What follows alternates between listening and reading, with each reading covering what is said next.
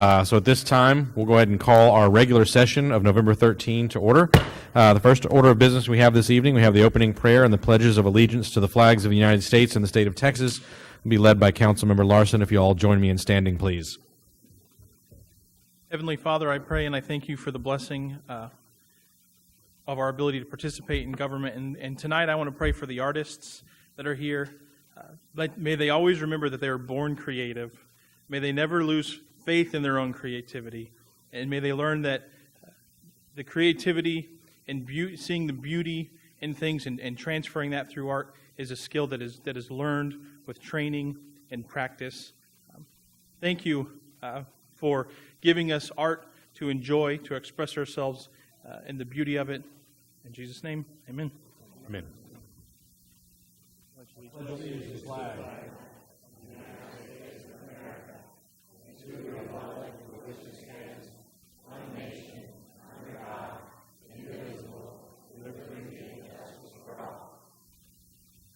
Honor the Texas flag.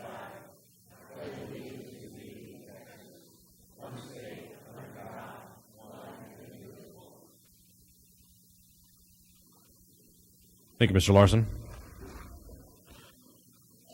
All right, the first thing that we have following that are recognition and presentations.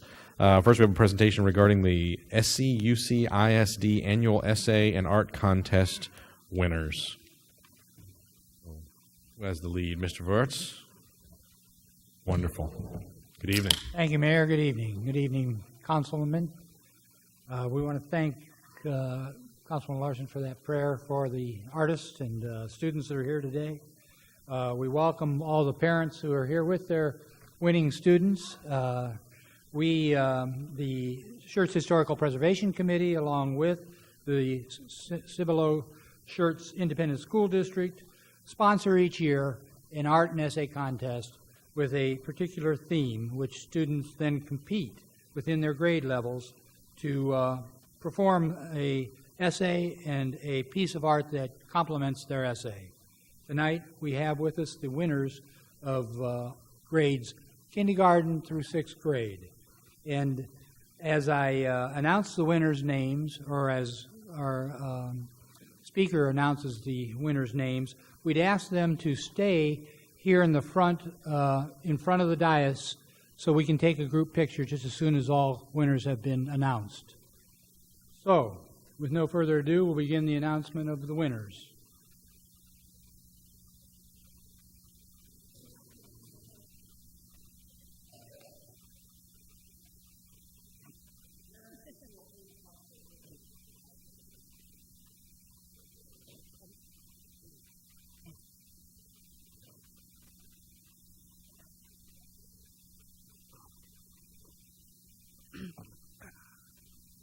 So our third place winner for 5th and 6th grade is Kaya Hoffmans from Jordan. Kaya here.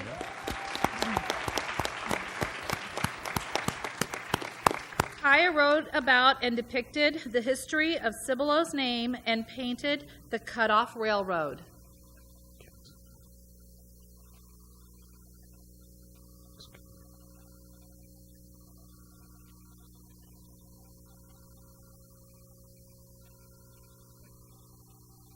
Second place is Kyle Taylor from Schlatter.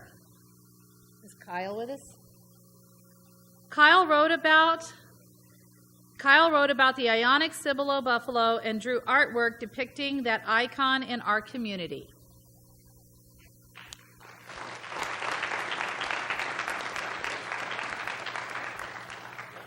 First place was Callista Dawkins from Wilder. Callista wrote about the different pieces of our community that make us strong and sewed a quilt to represent how different people uniquely fit together to create a beautiful place for family and friends.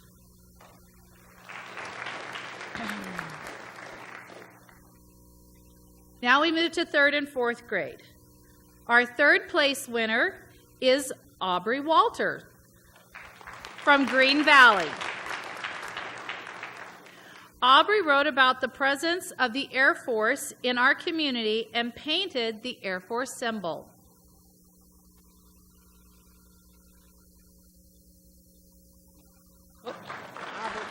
Go back, Aubrey. It didn't snap.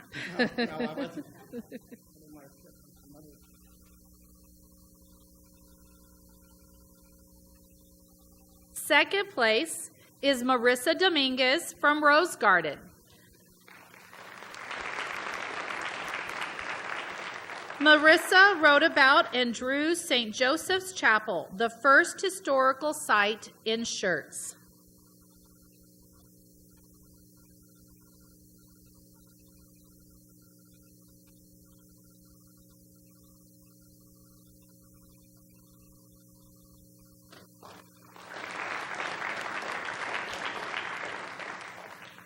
First place is Luke Davis from Watts.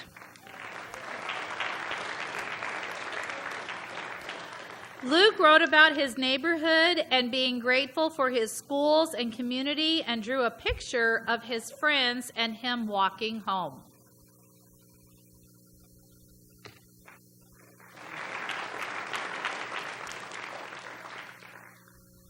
Now we'll move to our first and second grade categories. In third place is Genevieve Dominguez of Rose Garden.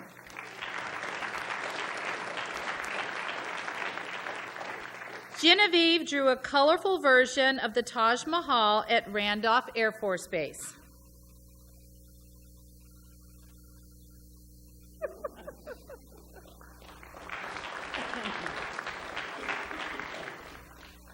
Second place is Faith Denver from Pascal.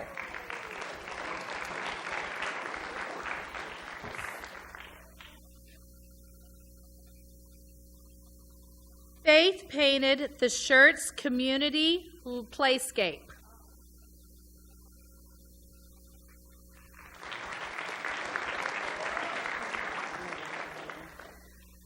First place is Coralie Davis of Pascal.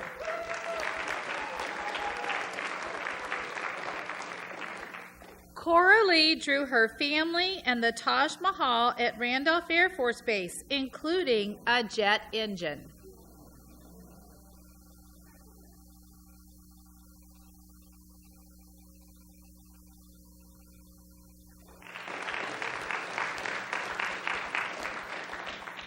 Now we move to our kindergarten category.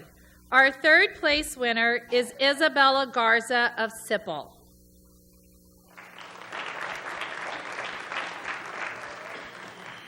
Isabella drew a community landscape.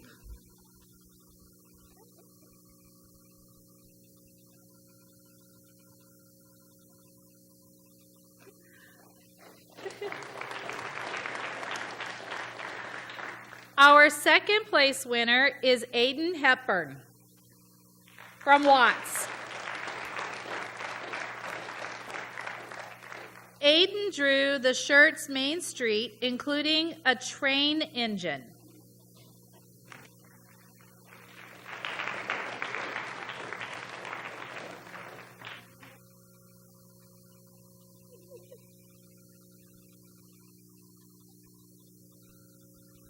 And first place is Dawson Santos of Rose Garden. Sorry, there's Dawson.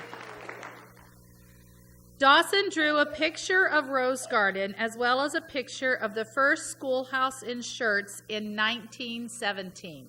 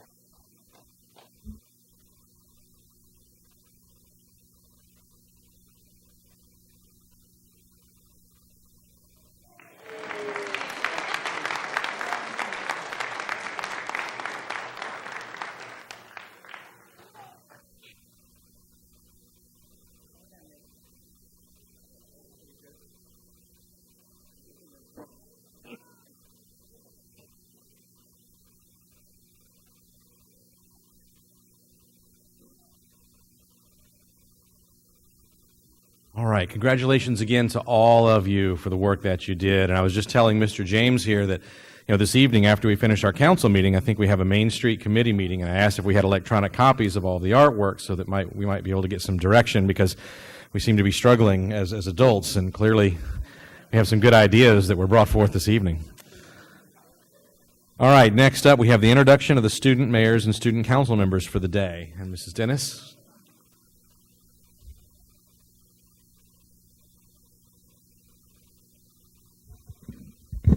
Good evening, Mayor, Council, citizens.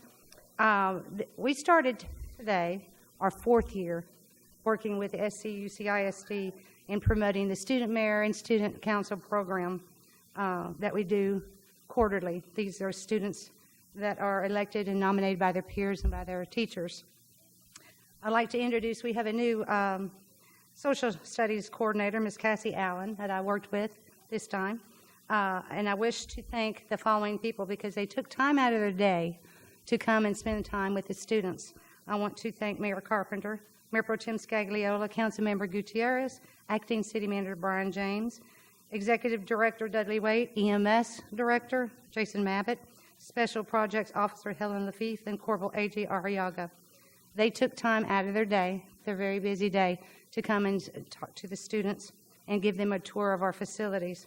Mayor, if I may, I would like to see if like the students to introduce themselves and maybe tell a little bit about what they learned today, and then after that come down and we'll give them a certificate of participation. Absolutely, will do. So why don't we start, Joaquin, with you, and we'll work our way to your right. And if you'll tell us who your name and the school that you attend, and if you have any brief comments that you have to share. So please.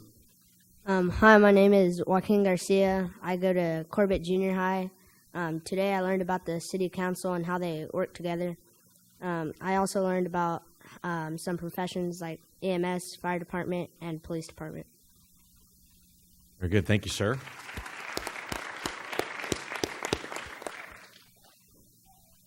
Hi, I'm Margaret Zenzel. I am currently an 8th grader at Corbett Junior High. And although I really enjoyed all of the activities that we got to do today, a few stuck out to me. For example, the tour of the police department, the role play that we did of a council meeting, and getting to talk to the mayor and some of the councilmen.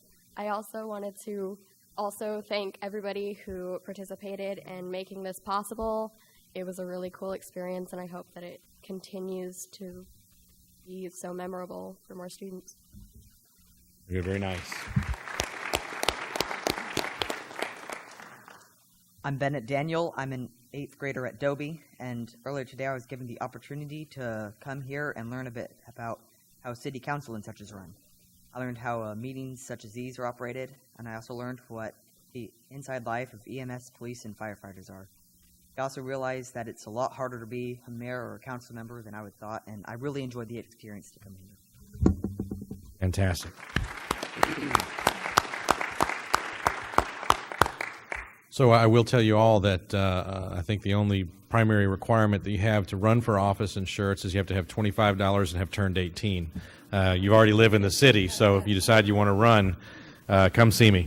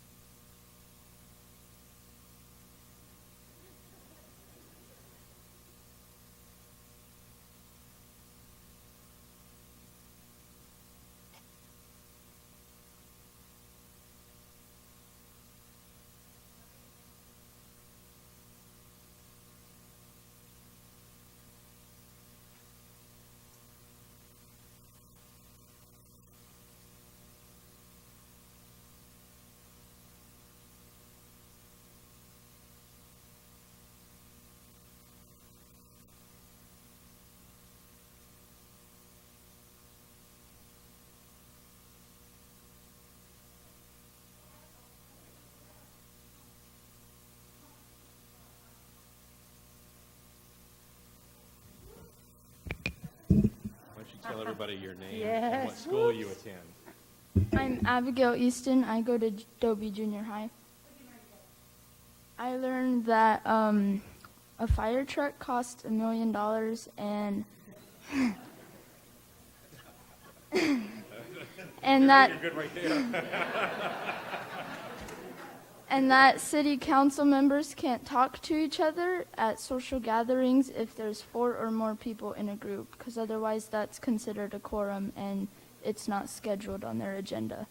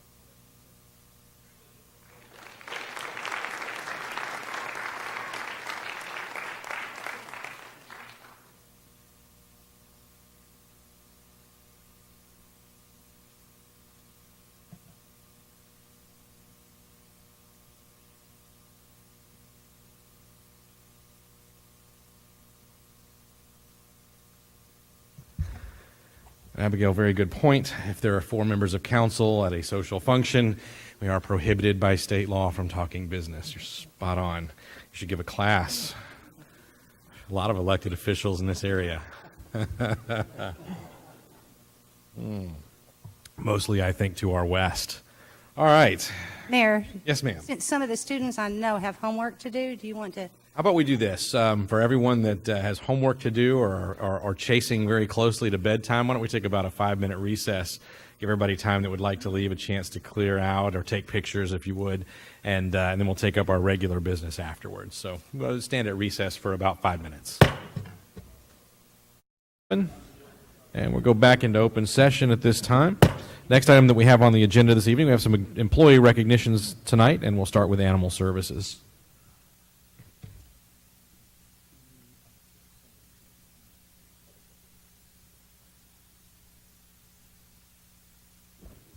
Evening, Mayor. Evening, sir. Mr. James, we're doing well. How are you? Good. It's my pleasure to introduce our newest Animal Services Officer, Ginger Despain. She comes to us with a Bachelor in Agriculture and Animal Service, or Science, sorry, 8 years of experience as a veterinarian technician, and 12 years experience as a pet stylist. She's the mother of 2 wonderful children, her son who's 20 in the U.S. Marine Corps, and her 17-year-old daughter who's currently a junior at Judson High School. In her spare time, she says she enjoys spending time with her kids, riding her horses, hunting, and fishing. Very good. Well, first of all, welcome. Glad to have you with us. Thank you. And for all of those that will follow, the microphone is yours if you wish, but it's not mandatory. Please. I just want to say thank you for the opportunity and privilege to serve the city of Schertz, and I look forward to contributing to the community. We look forward to a long career with us here, and very happy to have you on the team. Welcome. All right, very nice. All right, next up, Planning and Community Development.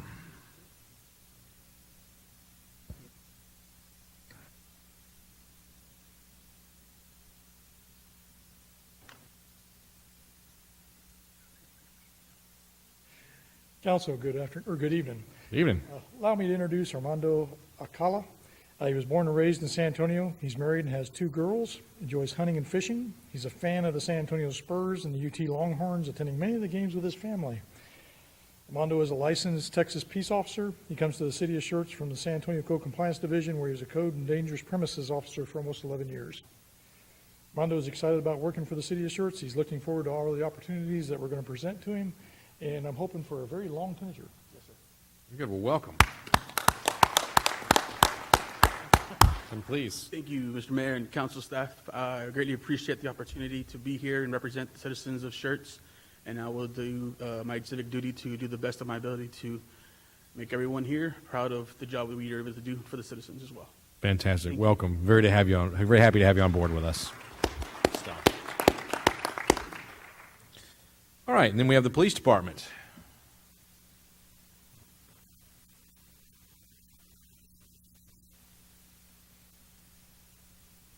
Good evening, Mr. Mayor, council members. Evening. Selection process for a Schertz patrolman is extremely long and difficult, but this is to ensure that we select the best candidate to serve our citizens. With that, I'd like to introduce Thomas Marquez, who was born and raised on the northwest side of San Antonio, and from 2012 to 2017 was an explorer with the west side of the San Antonio Police Department.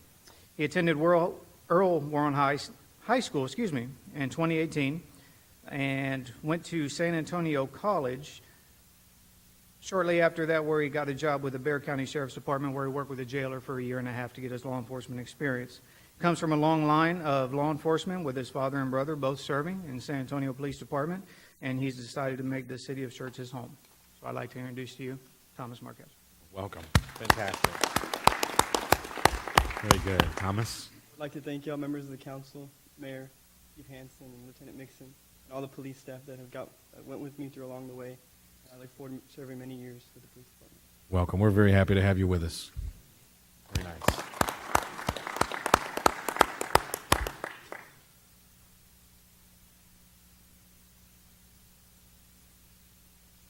All right. Well, this evening we have the next item. We have announcements of upcoming city events. And Mr. Waite, do you have the duty this evening?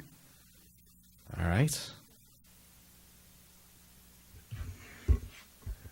Good evening. Busy week this week, starting tomorrow night, Wednesday, November 14th at 6 p.m. Texas Tri-County Chamber of Commerce is holding an elected officials reception. It's at Olympia Hills Events Center. Thursday night, November 15th, we're going to do groundbreaking for Fire Station number 3 down on Lower Seguin Road. That'll start at 5 p.m. there on the property site at 11917 Lower Seguin Road. Friday, November 16th, is the Senior Center Bingo Night. That starts at 6 p.m. at the Senior Center at 608 Schertz Parkway. Next Tuesday, November 20th, we have a chamber luncheon at 11:30 here in the Civic Center. And then that evening is a special session of the City Council meeting starting at 6 p.m. With a primary purpose of canvassing the election returns of November 6, 2018, and then swearing in newly elected city officials. Thursday and Friday of next week, November 22nd and 23rd, city offices will be closed in observance of Thanksgiving. Following Tuesday, November 27th, we'll have at 6 p.m., the normal start time of the council meeting, we'll have the annual City of Schertz holiday tree lighting out here in front of City Hall, with a council meeting to follow that at 6 p.m. or as soon as the lighting is over. And then Saturday, December 1st, we have the Holidazzle, formerly known as the Festival of Angels. It's on Saturday this year. It's going to run all day from 8 a.m. until 8 p.m. here at the Hal Baldwin Municipal Complex, with a number of events such as Breakfast with Santa, a Kris Kringle Market, winter activities, live entertainment, and a lighted night parade to wrap it up. That is it. All right, thank you, sir. Next one we have up, announcements and recognitions by the acting city manager, Mr. James. So, Mayor, if I may, I'd like to call the fire chief up to just give an announcement or a brief on some of our firefighters who've headed out to California. Very good, Chief. Good evening, Mayor, Council. I just got word just a few minutes ago that all of our crews from the San Antonio area just made it into the check-in point in California, and they're awaiting assignment right now. So I just wanted to update everybody on that. We have 4 that went from Schertz, 21 total from San Antonio, and they did drive out, and they are taking our newest TIFMAS engine that we just got as the grant vehicle. So, very good. They'll do at least 14 days.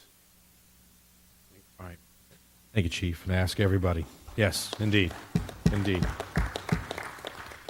Ask everyone to keep our firefighters that are out there in California in your thoughts and prayers. Next item that we have are announcements by the mayor. I don't have anything this evening. The next item we have is the hearing of residents. I have no one signed up this evening. And the next item we have, I'm going to skip the workshop for now and go directly to the consent agenda items and some of the business, as we have a public hearing and we have some guests here. I would like to take care of that business before going into a workshop.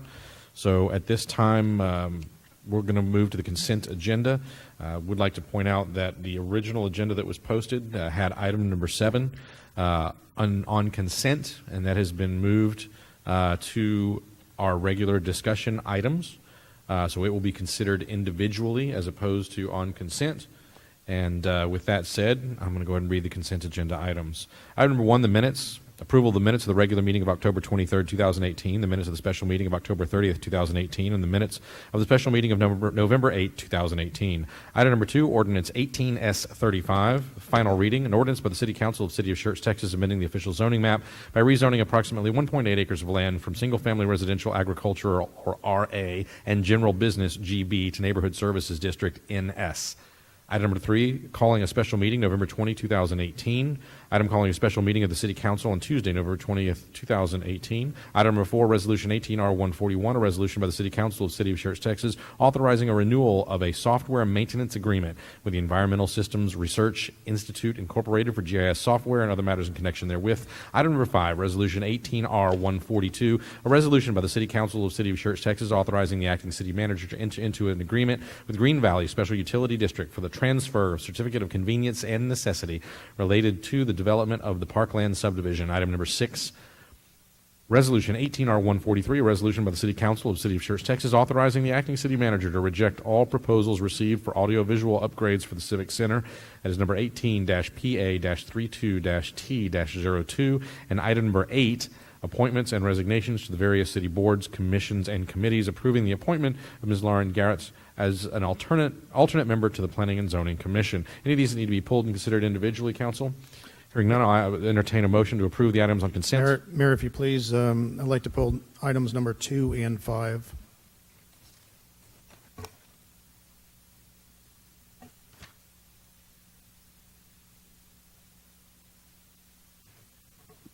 Any others?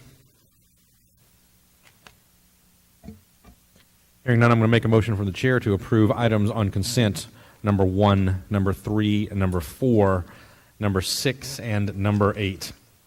Second. I have a motion for the chair, a second for Mr. Davis. Any other comments or questions for council? Hearing none, I'll call for a vote. Aye. Aye. Aye. Aye. Aye. Aye. 6 ayes and no nays, the motion carries. We'll go back then to item number 2, Ordinance 18S35. Again, this is final reading, an ordinance by the City Council of the City of Schertz, Texas, amending the official zoning map by rezoning approximately 1.8 acres of land from single-family residential agricultural, or RA, and general business, GB, to neighborhood services district, NS. Dr. Scagliola? It's just a really point of procedure. In order to put something on the consent agenda, it usually has to pass with unanimous vote, and I don't believe this item did. I don't really have a problem with it going forward, other than to point out that point of procedure. I don't think we have that as a recorded matter of our procedure, nor do we have that in our rules. However, it has been tradition. That said, tradition is trumped by rules. Is there a motion to approve or a motion to deny Ordinance 18S35? I make a motion to approve ordinance number 18S35. Second. I have a motion from Mr. Larson, a second from Mr. Gutierrez. Any other comments, questions from council? Hearing none, I'll call for a vote. Aye. Aye. Nay. Aye. Aye. Aye. 5 ayes and 1 nay. The motion carries. Item number 5, Resolution 18R142. And this is a resolution by the City Council of the City of Schertz, Texas, authorizing the acting city manager to enter into an agreement with Green Valley Special Utility District for the transfer of Certificate of Convenience and Necessity, or CCN, related to the development of the Parklands subdivision. Dr. Scagliola? Yeah, it's interesting. This has been an interest of mine, collaborating with the different agencies out there. We have a really good working relationship with CCMA, SSLGC, Silver Valley, and I was rather pleased, actually, to see that Green Valley was willing to enter into an agreement like this. The only thing is, are there any clawback agreements? We apparently will provide the liquid refreshments to this subdivision out there without any kind of interference. Yes, sir. This was a developer-initiated CCN request to be released from them to City of Schertz to take over. That's excellent. With that being stated, Mayor, I'll make a motion we approve this item. Second. I have a motion to approve 18R 142 from Dr. Scagliola, a second from Mr. Edwards. Any other comments or questions from council? Hearing none, I'll call for a vote. Aye. Aye. Aye. Aye. Aye. Aye. 6 ayes and no nays. The motion carries. Thank you. Sir. Next on the agenda, we have discussion and action items. Item number 7, Resolution 18R 144, which is a resolution of the City Council of the City of Schertz, Texas, authorizing the acting city manager to enter into an agreement with the Blue Cross Blue Shield Texas for medical insurance and Unum for dental, vision, and long-term disability and other matters in connection therewith.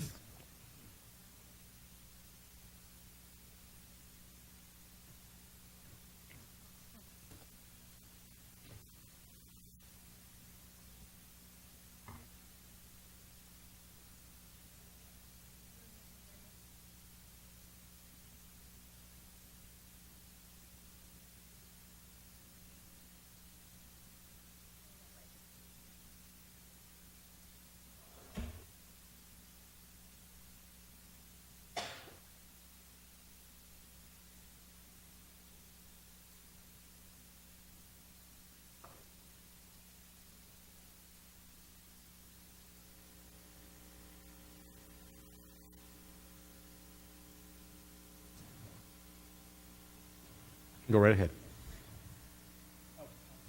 I said I was going to give some brief opening remarks, and I apologize. I zoned out. It's not been a good week or so for me on things, and I apologize. Just to let council know a bit of background, and Lindsay will cover a little bit of this, but for a number of reasons, the timing was good for us to go back out with a formal request to solicit providers for insurance. She'll kind of cover why that was. Unfortunately, because of the timing of open enrollment, it's required us to move fairly quickly with this. But I'd put this in some context. There are really two aspects to this discussion that was sort of just noted. One is sort of the formal decision that is listed of this decision to approve the resolution to move forward with a particular firm for insurance services. But the good news, and this is the other part of the discussion tonight, is normally when we talk about insurance, it's about how much we budget in anticipation of insurance rates going up, how we allocate those additional costs in terms of the city and the employee for coverage. So on the one hand, the easy part is a little bit a recommendation as to who we want to go with, but because of the work that was done by really staff citywide with making decisions about medical care this past year, our HR department and some of the awareness things they've done, putting out the RFP, and I think our broker that's come on board, the good news is we anticipate a significant savings. And so because of that, though, in the timing of open enrollment, we also want to brief council and get some direction with regard to how we allocate those savings, what effectively we put toward our employees who have family and members on coverage, what we sort of put aside, if you will, because every year it's a different situation, what happens at the federal level or what happens citywide, and so we don't want to have an up or down or spike, much like we do with insurance rates, and then also putting some back to our citizens as well to offset some of what they're paying or what we want to do going forward. So I think we view this a bit in the context of the discussions we've had with budget of how we reduce cost, how we maintain a level of service, and how that plays into our tax rate or what we do with our taxpayer money, much like we did with the Civic Center and like we're going to do coming up with the pool item. So with that, I'll turn it over to Lindsay. Yeah, thank you, Mayor, Council. So we've had a long-term relationship with our current carrier, which is Humana. And this year, alongside our new broker, Gallagher, who's also present today, we made the decision to solicit for proposals for medical insurance, vision, dental, and long-term disability as well. And we did that for a few different reasons. The first being we had an exceptional plan year. So our loss ratio was 77%, and that's the average over the last 24 months. And if you just looked at the last 12 months, it was lower than that, which was really great. Another reason is our employees made great healthcare decisions. So we had some educational workshops for them last year where we talked about ER utilization, when to go, when not to go, how to establish a relationship with a primary care provider, and a couple other important pieces to us to help lower those premium costs. Also, with that, Humana, we've had some struggles with the prescription drug coverage and the decline in what they are willing to cover. Some troubles with claim assistance for our employees, and then just an all-over service issue. So with that, we went out for RFP and we received 18 quotes back, and we evaluated those proposals based on cost only because the plan design that they quoted was the same as our current design. So meaning the co-pays, the co-insurance, and the deductibles, that remained the same with the quotes that they provided us. So staff would like to recommend switching from Humana to Blue Cross Blue Shield. The coverage for the plan, so like the deductibles, the co-insurance, and the co-pays, those are staying the same with the exception of one thing, and that is the urgent care cost. That's going from $75 down to $50 per visit for staff that need to use the urgent care.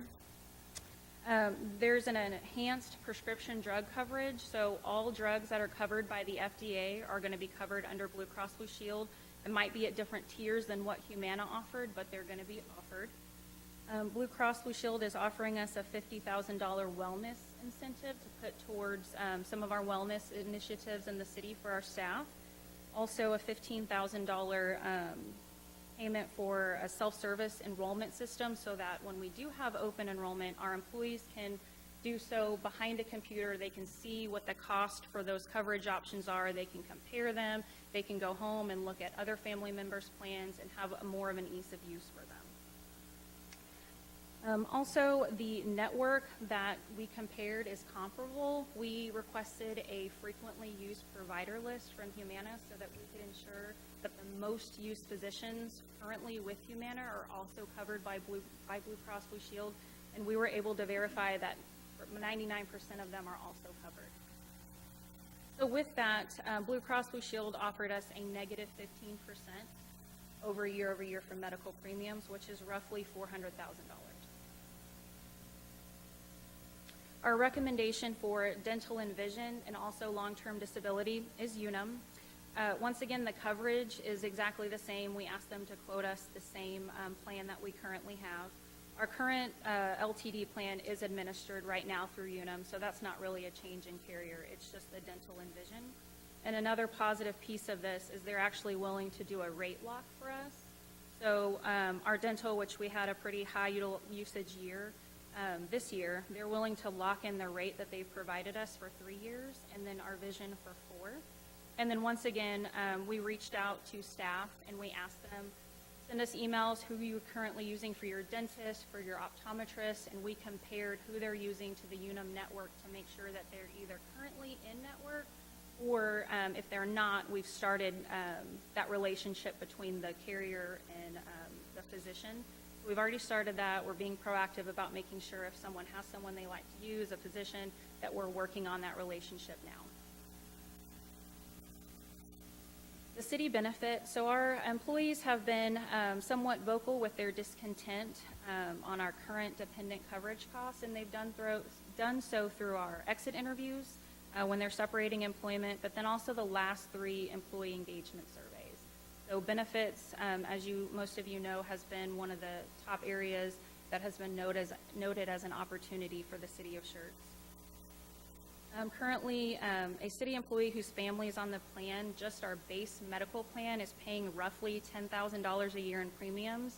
And just to kind of put that into perspective, if you look at one of our just regular worker ones, they're in a salary grade 15, which means they roughly make annually $26,000 a year. If you take away $10,000 of that, which they're paying in medical premiums for themselves and their families, they're essentially taking home $16,000.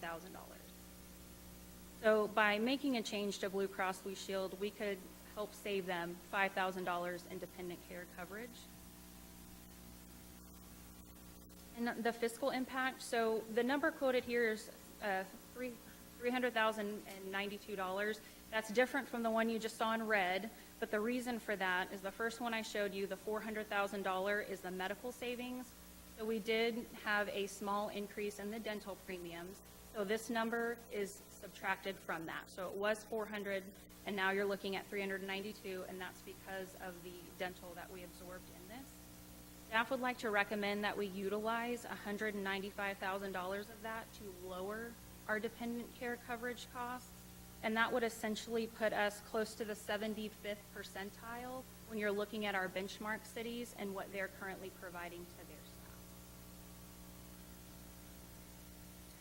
Staff also anticipates... Lindsay, I'm sorry.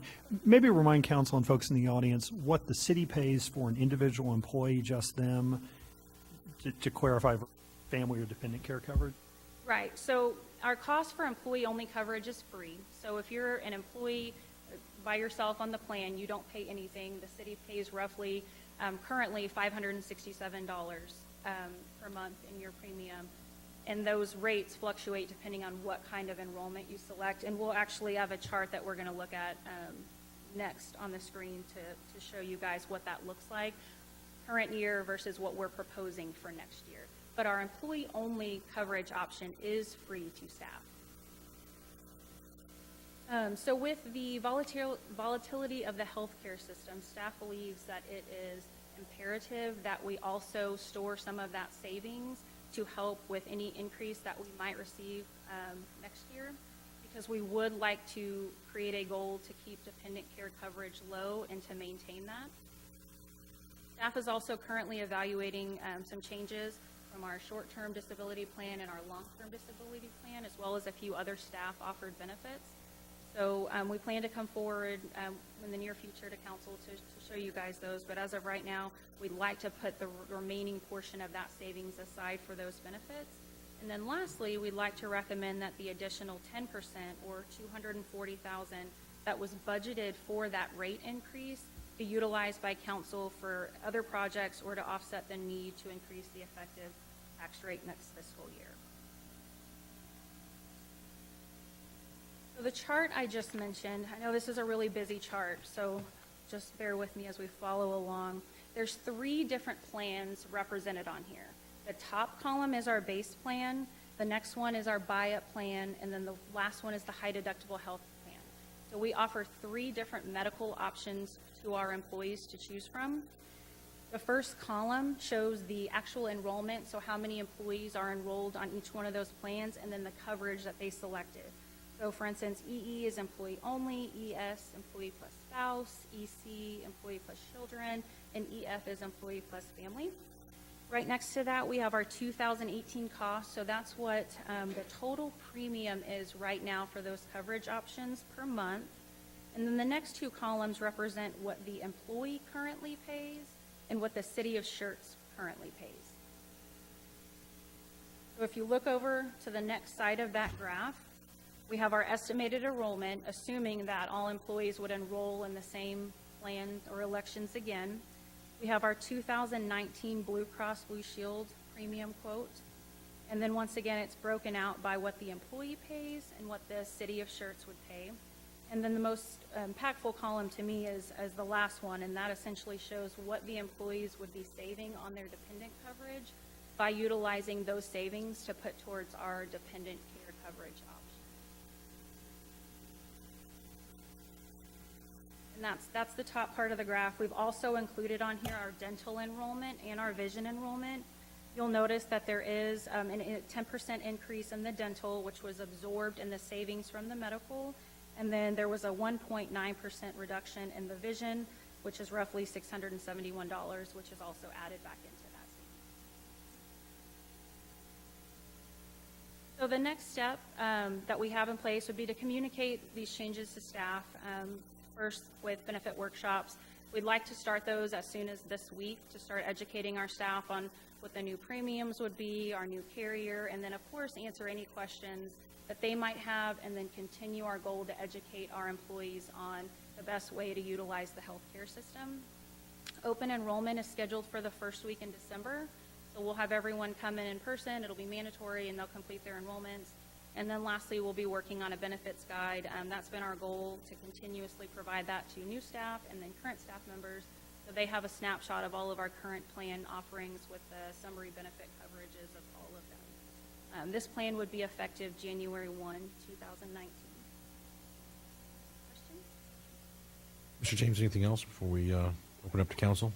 Just to reiterate, I think we've got two aspects to this. One that seems fairly straightforward, which is to approve the resolution to allow staff to go with the new insurance providers, which saves the city money, and we think provides better service. The other is sort of the policy aspect of taking that savings and how we utilize that going forward. That because of the timing, we wanted to get some direction tonight from council. Good. Mr. Edwards? I just have a couple of questions, since you said our brokers here. So for the prescription benefit, are we using PBM, or is there a prescription by mail for maintenance drugs for the prescriptions? For those ongoing maintenance issues that patients tend to have?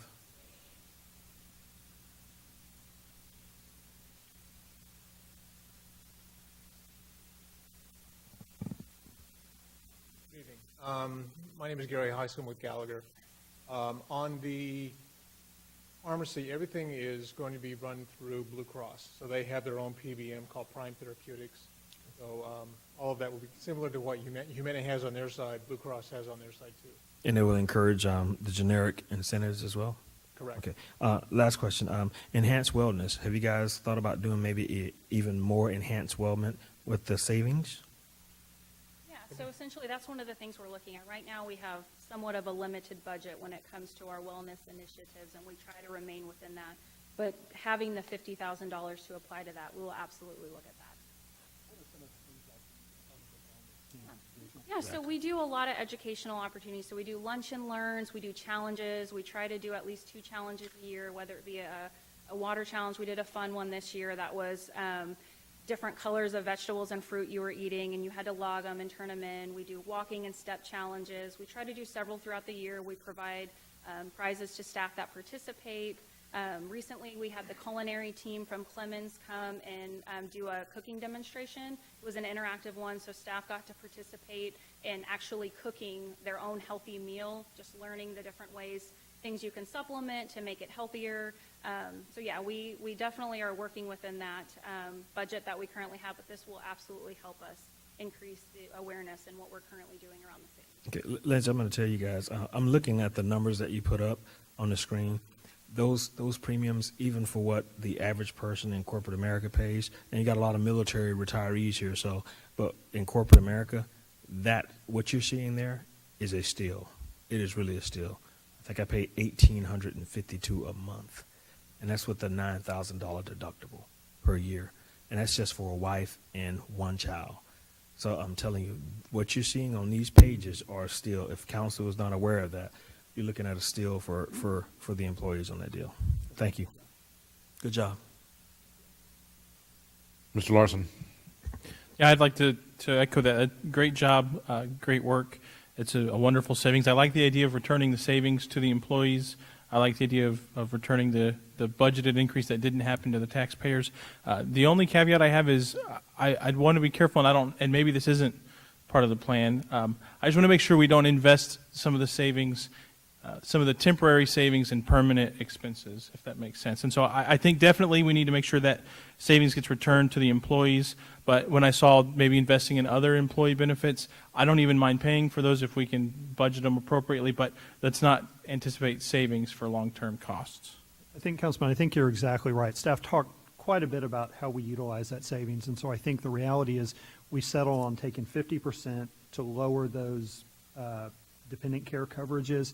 But frankly, we could have gone more. We didn't. We said, let's take the other half, set that aside, maybe roll that over year to year. Because, yeah, a couple things we're concerned about. One is, now that we've made this more affordable, our hope, and this is, again, we talk about good problems to have. Good problems to have are too many seniors at the senior center, too many people at our festivals, would be our folks who don't make as much are now able to afford insurance. So that'll go up, and that increase the cost going forward. So that's why you saw the 50% to not invest it all, set the other aside, so that we can deal with those changes year to year, the unexpected things. And again, I think we view this as one of a number of benefits.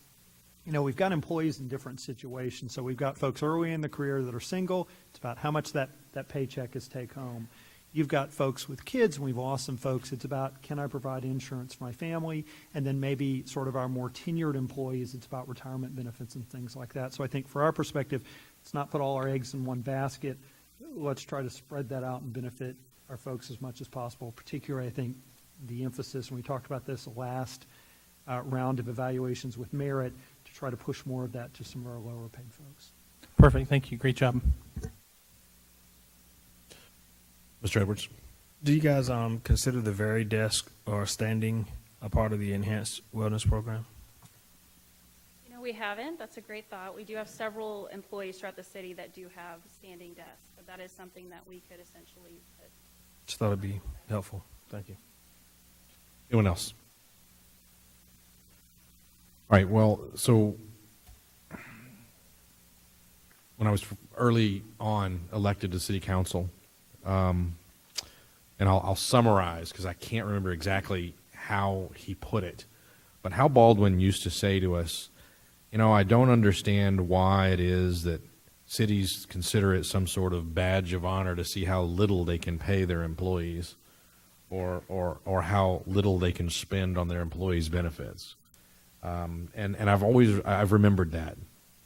And I would say that I appreciate the conservative approach of saying, let's take 50% of these dollars that we're going to save and let's reduce the cost to our employees for covering their families. And I appreciate saying, let's take the $240,000 that we set aside for what we anticipated as being additional expense and put that back into the general fund and use it elsewhere.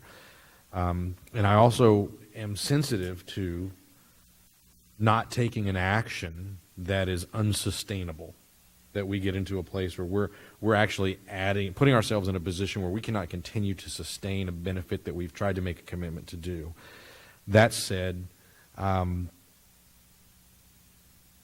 based on the time that I've been on city council, I would like us to be a little bit more aggressive in the dollars that we put toward buying down, if that's the proper way to say it, our employees' costs of dependent care and family care. I don't think that does anything but benefit us. I think that we could look at in future years potentially what we do with my employer, and this may not be terribly popular, but it works very well for us. The more highly compensated the employee, and there are 3 tiers within our organization, the greater they pay for their dependent coverage. And as you go to the next tier, it's a lesser amount. As you go to the bottom tier of the employees, whatever that strata may be, they pay a little less. I am sure that there are things that we can do as we move forward to make those numbers work. So Mr. James, and I'm not saying being overly aggressive, but I wrote down a number here instead of 50%, what I thought might be appropriate. So let me offer this before you say that. I think staff is keenly aware of that. And again, I think one of the things that we have made a shift for, and we've talked a little bit about with the class and comp is, and I've said this with myself, it's much easier for me to afford coverage for my kids than it is for somebody who's making $36,000 a year or $26,000 a year. And that's where we need to emphasize doing more. And as I said, we did that with merit. I think part of the reason we want to set aside half that savings, and Lindsay listed on some of the slides, and if you want to pull it back up, there are a couple things that we feel like challenge our employees, that whether it's insurance coverage and another. So let me give you an example. Those of you who've had children, and maybe have done it where you have a spouse working, it is extremely difficult to come pregnant, have a child, you're using up your sick leave for doctor's visits and things in advance, you take off 3 months after the baby's born, and then invariably you put your child in daycare, you get your kid in school, and your kid gets sick. And at that point, you've used up all your sick leave, all your paid leave, and it becomes a challenge. So one of the areas that I think Lindsay listed as programs was a maternity leave in terms of to deal with that. We think that is a way that, while it's not insurance, makes a big difference to our employees who have kids who are struggling to balance that work-life obligation because, frankly, they can't afford to miss work for a sick kid. We have employees yesterday, and again, easy enough for me to show up at the veterans ceremony, but you'll notice we had a number of other city staff there that helped put that on. So instead of a day off or a holiday with a family, they were working and they were paid for the time. But they don't get any sort of premium for not being with their families, not maybe being with a spouse, a parent, a sibling who served in the military. And so again, we've looked at, do we compensate those folks? And they typically are lower paid folks who are working on a holiday. And so I can appreciate that, Mayor. I think what staff has said is there's some things we need to address. We need not be overly generous, but I think we can achieve the same effect that I think you're after by targeting a number of things that are issued, particularly looking at the things that challenge some of our employees at the lower end of our pay scale with this range of benefits. Because again, it's rare that you see Dudley or I, or frankly probably Jimmy or Doug or Lisa out fixing a broken water line on Thanksgiving. It's our service people at a lower level who take the time away. So we think by doing some of those, we achieve what you're after by kind of a more targeted manner, if you will. All right, so logic and wisdom overcome my exuberance. Here's what I would ask then. I'm going to make a motion from the chair that we approve Resolution 18R144 as has been presented by the staff. Second. It took a long time. But what I would like to do is maybe in 6 months have you come back and give us an update on the other things that you've done, the other things that we have put in place, and what you see after 6 months in it. Are there things that we should be doing differently, et cetera? Keep us up to date on it, because this is an opportunity to sort of to change the trajectory of how we are. The total compensation package looks for all of our employees. And if we can do that in a positive manner, even though we're not necessarily at the 50th percentile with salaries across the board, if we can get ahead in some of the areas of benefits, then we can start to balance that out, and we can be much more competitive as an employer, which is going to be important for us, especially as we move into what appears to be, at least for the short term, a competitive economic environment as far as employing people goes. And as we grow, and as the cities around us grow and accumulate more wealth and are able to hire people for more money, it will help us to balance things. So I have a motion. I have a second from Mr. Edwards. Any other thoughts or comments from council? If not, I'll call for a vote. Aye. Aye. Aye. Aye. Aye. Aye. I have 6 ayes and no nays. The motion carries. Very well done. It's very nice to sit up here on the dais and have choices and for you to bring those to us. So good stuff. Thank you. All right. Next item we have on the agenda this evening is item number 9, Resolution 18R145, a resolution. That's easy for me to say. Goodness gracious. A resolution by the City Council of City of Schertz, Texas, authorizing an agreement with Babcock Road 165 Limited, totaling no more than $395,867 for reimbursement of roadway improvements for the extension of Rips Chrysler and other matters in connection therewith. Mr. James. Thank you, Mayor. We'll have to give credit for this one to Bryce Cox. He did all of the work getting this together. He took a much-needed vacation, and so I said, since you did all this and I've been involved, I'll walk through the presentation. But essentially, the agreement you have before you is what we're calling the Rips Chrysler Agreement. Babcock Road 165 Limited is the developer behind the Cibolo Crossing project in the city of Cibolo. So again, kind of the money behind it, if you will, is Fasken Oil, more commonly known as it's where the Santikos is going in. And they approached city staff about the construction of Rips Chrysler, essentially across the portion of land that's in the city of Schertz to make the connection to FM 3009. They've reached the agreement of the owner of that land to acquire the land necessary for the right-of-way, so they're going to go out and purchase it. And what they're seeking from the city of Schertz is reimbursement for the construction cost. And we've gone through those a number of times. The agreement spelled out that as they go forward, we have to verify they actually spent the money for the construction cost. They have to follow all the public processes in terms of percentages that would have to be in terms of how those funds are spent and how that's done. So we verify that amount. So if it's less than that, if it's 380, we're only going to pay up to 380. If it comes in higher than that, we're capped at 395, so we've limited our exposure. But to let everybody know what we're talking about, again, this is Wiederstein Road, 35 in FM 3009. You can see that the bulk of that section of Rips Chrysler, they're proposing to construct as part of their development within the city of Schertz, but there is that gap section to get it over to FM 3009.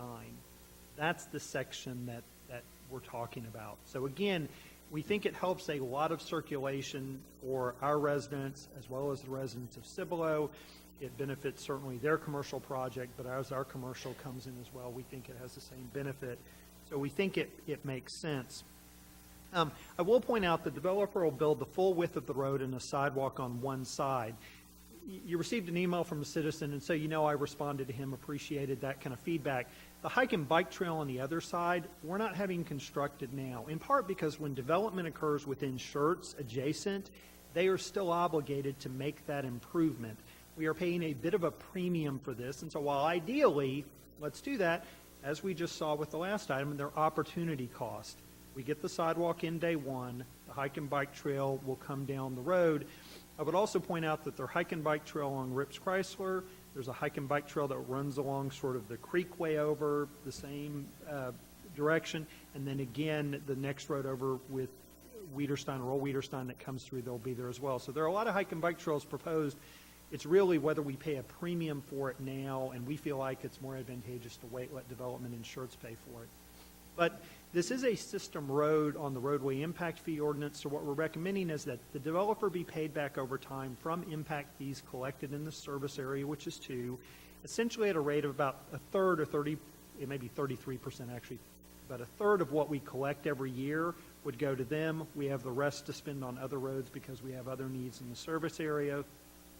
It's a 10-year agreement, 2 5-year extensions, so it gives us 20 years to collect the money and sort of pay them back. So we feel it's a win-win. The developer's not obligated to do this, so they could essentially walk away from it. It helps everyone, we feel, to get it in, and so this is one we really feel is a win-win kind of going forward, and I think how we would consistently do it going forward. I will point out, though, that the resolution authorizes the city manager to enter into this agreement. However, what we're going to do is let you know that I'm going to wait to actually execute that agreement until the city of Schertz and the city of Cibolo enter into the agreement for Wiederstein Road. We've talked about that a lot, where essentially the city kicks in $1 million, city of Cibolo kicks in the rest. What we want to do is make sure that we've got that worked out and everything's good there, because for us it's critical that that road section go in if we're going to make this connection to 3009. What we can't have happen is essentially something falls apart, Wiederstein doesn't get improved, and now all that traffic funnels out onto 3009 and causes a bigger congestion problem there. So again, I've been in conversations with Mr. Herrera. They're working things out. They're trying to finalize with their attorney that agreement. So we think we still have a good deal, but just so you know, I think what the developer was looking for is knowing that council was good with this agreement, approve it, and then that once that agreement is worked out with Cibolo, we assume it will be, but something could happen, it may not be, but they then have a comfort level that council's approved their agreement, essentially contingent on the Wiederstein, and they can move forward with what they need to do with the appropriate level of confidence. So with that, I'll answer any questions. Council? Mr. Gutierrez?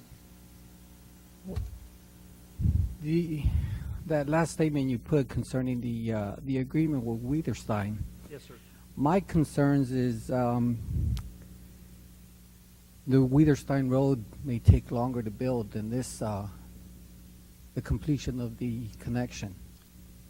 I would like to see construction on Wiederstein occurring before the construction on this road is initiated, because we're still going to have the traffic if Wiederstein is not fixed. So I would agree that as a challenge, Councilman, it's not ideal. I agree with you entirely. If the developer, for economies of scale and mobilization, is able to move forward more quickly on Rich Chrysler, it's not ideal that we have a window or a gap to make that happen. I will say this, though, that it is a temporary situation, much like what we go through when 1103 goes under construction, like our residents are living now with the overpass, like they've lived with Schertz Parkway with that section.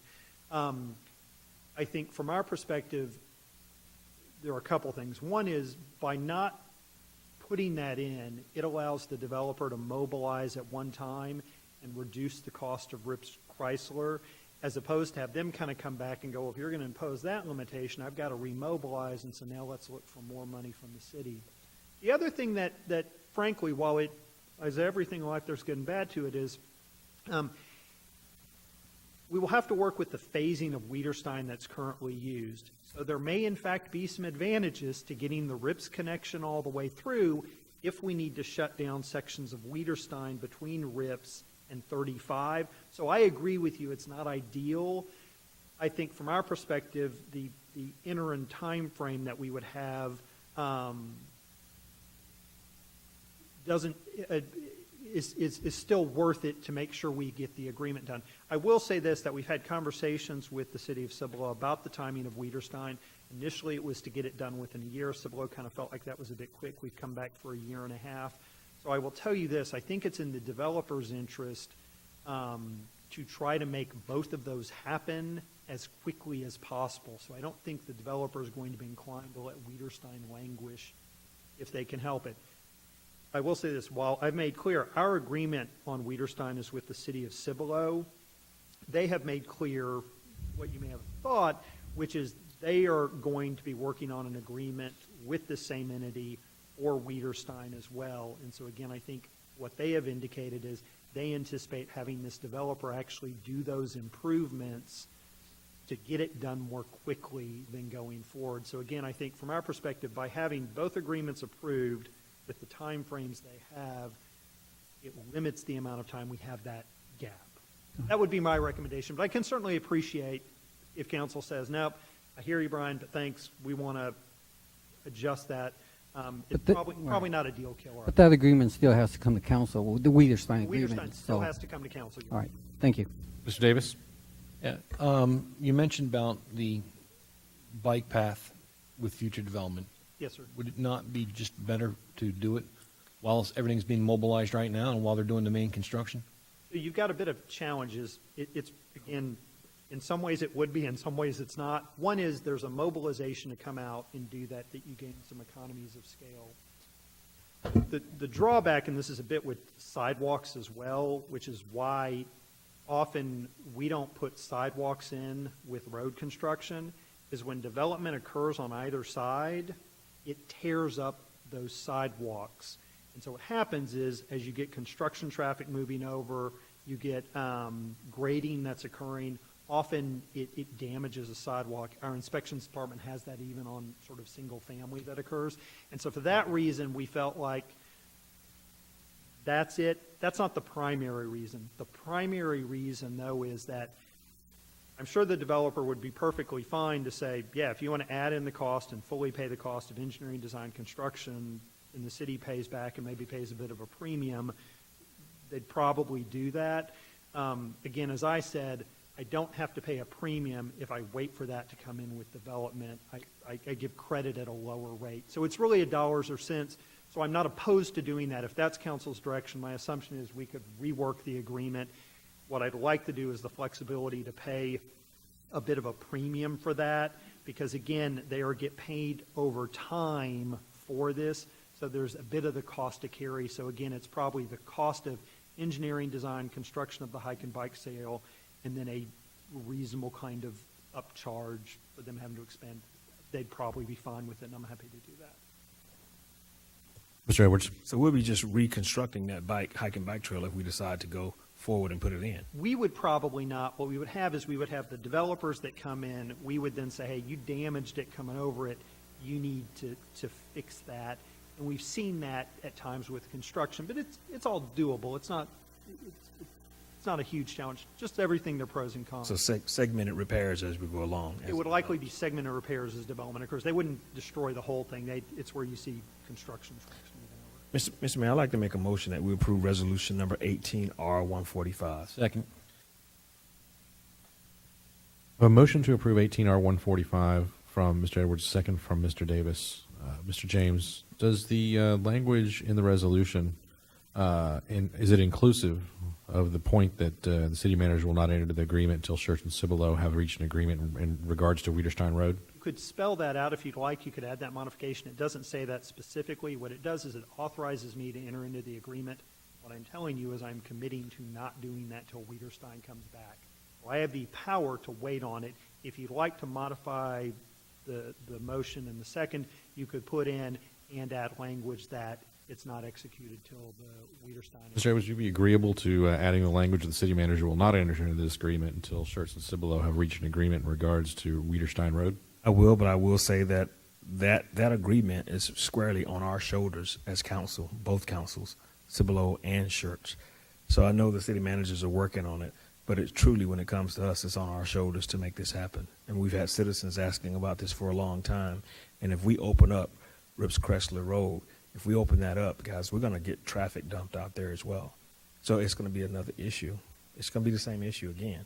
So we're going to have people coming in and saying, oh, now we're backed up here at HEB. So yes, I'm amenable to that, Mr. Mayor. Mr. Davis, you still good with your second? I still second. All right, so I have a motion and a second. Any other comments, questions from council? You're going to call for a vote. Aye. Aye. Aye. Aye. Aye. Aye. 6 ayes, no nays, the motion carries.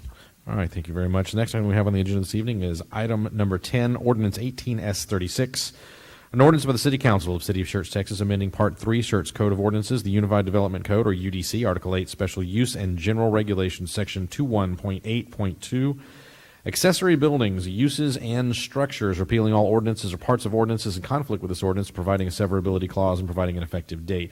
Staff will make a presentation on this one. When staff concludes their presentation, I'll open up the public hearing. We'll allow the public to have their say. When everyone's had an opportunity to speak their piece on this item, then we will close the public hearing. We'll open it up to council and move forward with potential action. So, gentlemen.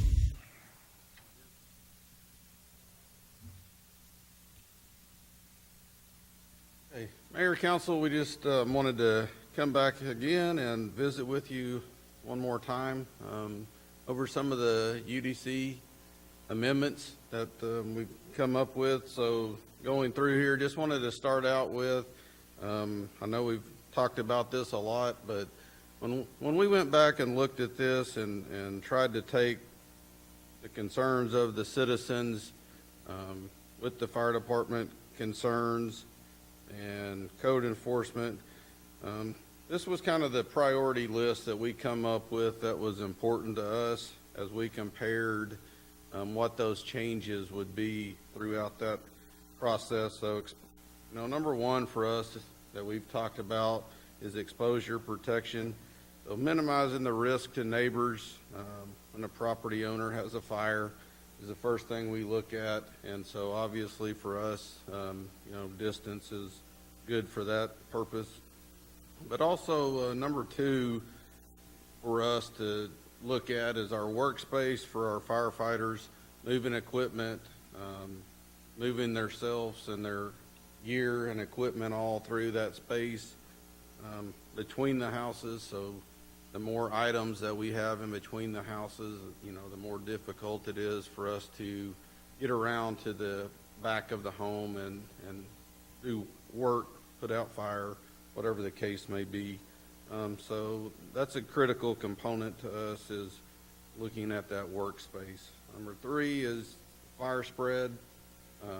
So if a fire starts in a shed, it can spread to the homeowner that owns that shed, or they could have other structures on that property as well. And so that is something else that we're mindful of.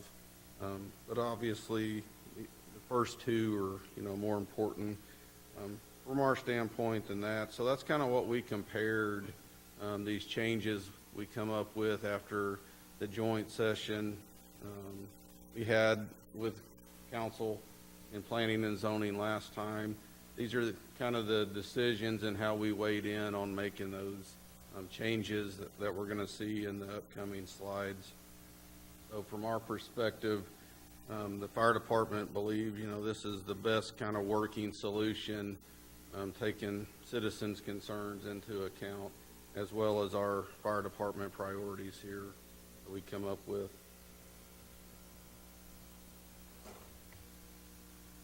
All right, so council, currently we have the 10-foot buffer around the house.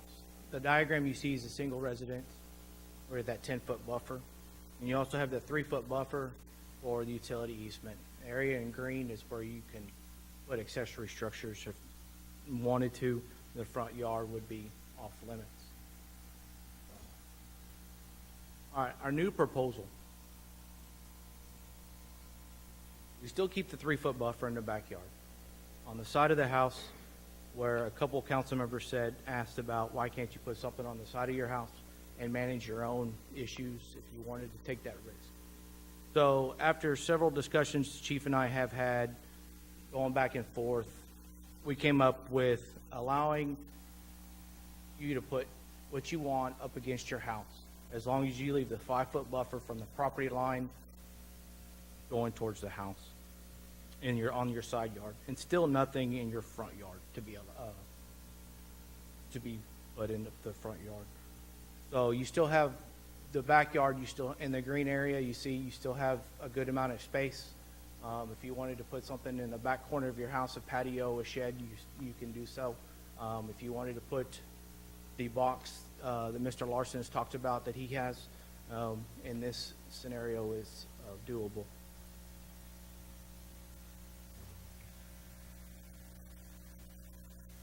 What you see in front of you is the changes to reflect that. And number C, it will say if placed in a side yard, accessory buildings or structures shall be set 5 foot from the side common property line or access during emergencies. No accessory structures may be located within an easement. We took out the D and then realigned everything else. Any questions? All right, council, questions? Mr. Larson? I think it looks great. Thanks for the work you put into it. Anyone else? Not, is there a motion? I'm sorry. I'm just moving way ahead of myself. I must be getting old fast. All right. We do have this scheduled for a public hearing this evening, so at this time, with staff having concluded their presentation, we'll open the public hearing. Would ask that anybody would like to come forward and speak. When you do, give us your name and address for the record, and I ask you to keep your commentary to roughly 3 minutes. I've got a little bit of leeway here in the chair and can offer a little more time if needed. But this time, we'll open the public hearing. Anybody who would like to address the council may come forward and do so at this time.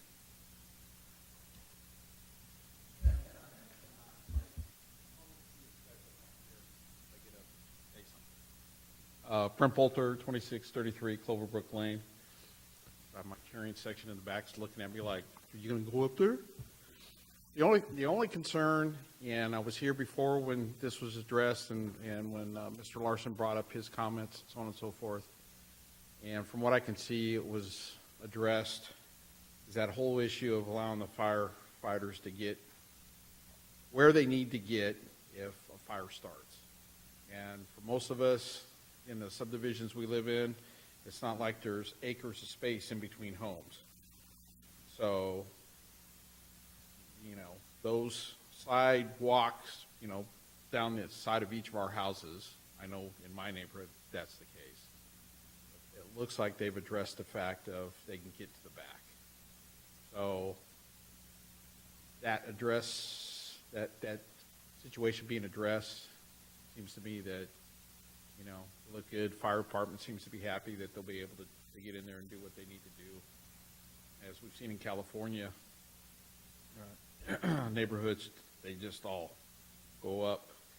It's intense enough, and you don't want that in Schertz where 5, 6, 8, 10, 12 houses go up because they can't get in there and stop, and there's not enough fire.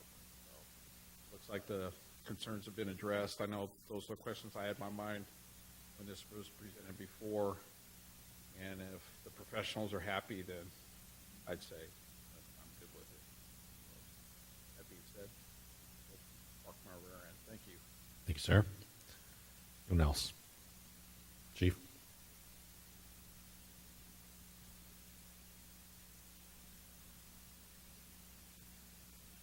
Good evening, everyone. Glenn Outlaw, 3729 Forsyth Park. As the former fire marshal, I still think it's a bad idea to put a shed right next to your house. But in all the discussion that we've had about placing sheds, it comes back, I guess, to the homeowner's choice. It's their house, it's their responsibility. If they want to take the risk, who am I to tell them they can't do that? And part of what Mr. Bolter said, I think what we've come to is an adequate compromise where the homeowner can assume the risk and put the shed basically up against his house if he wants to. But at the same time, we're providing that buffer, that 5-foot side buffer that does two things. Number one, it gives the firefighters that passage to get around that shed. And number two, it adds the fire separation to the neighbor, because while we have varying lot arrangements in the city over history, the standard today is a 10-foot side yard setback. So that puts that shed a minimum of 15 feet from the neighbor's house, which in my opinion is more than adequate to slow and impede the progression of that fire. So again, I think personally it's a bad idea, but professionally, if the homeowner wants to assume that risk, we as the city have taken the steps that I think are adequate to protect the neighbors. Again, I think that's a good compromise that we've come to. Thank you. Thank you, sir. Anyone else? All right, does not look like I have any takers. Long pause. All right, we'll go ahead and close the public hearing. Council, questions, comments? Mr. Gutierrez? Just one item. I just hope the residents will yield to Chief Outlaw's comments. If you have the space, don't put it against your house. Be cautious. Okay, that's all. Mr. Crawford? Mr. Long, how many residents did we have that wanted to make this change? Do you know a number, approximate guess? I don't know the exact number. 10, 50, 100?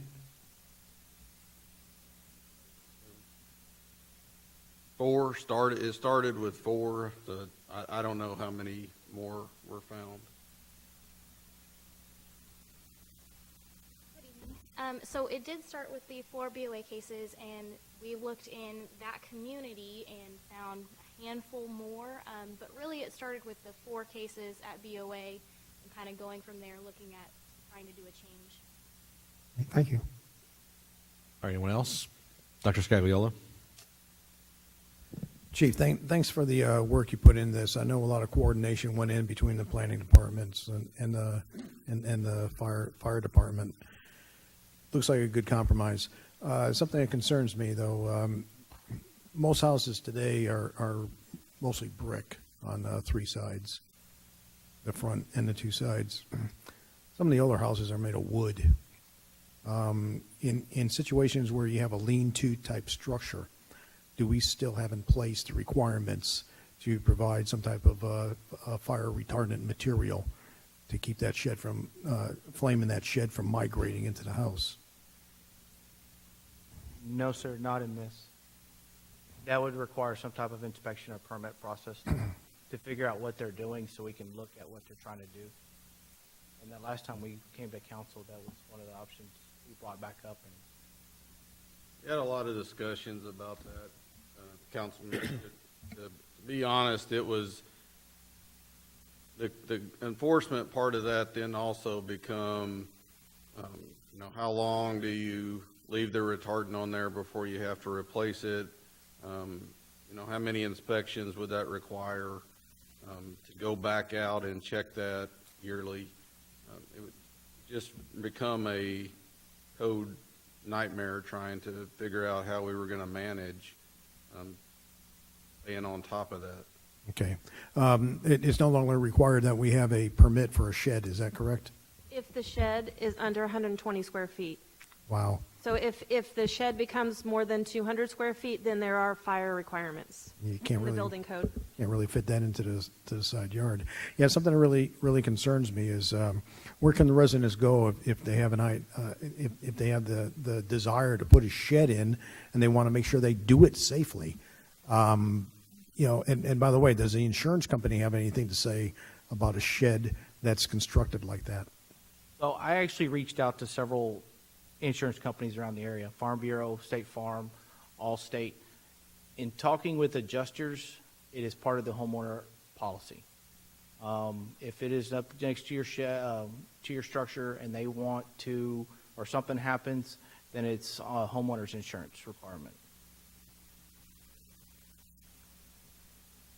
And then just to add to that, we plan to do public outreach on this. So we're going to make sure that the websites, even the building side, planning side, and then probably on the fire side, they probably reach more people than we do on the planning side, to make sure that they're putting it out, the same things we are on our website, to HOA meetings, those type of things. We do have plans to do public outreach so that we make sure everybody knows what the requirements are.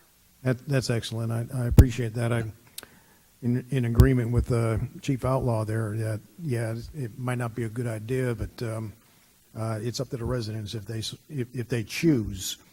I think it's important also to provide some education, if they so choose, on how they can go about doing it safely. So thank you for your efforts. And Mr. Edwards? We also talked about contacting the local builders that are selling the sheds and the accessory structures as well, and giving them that information as well.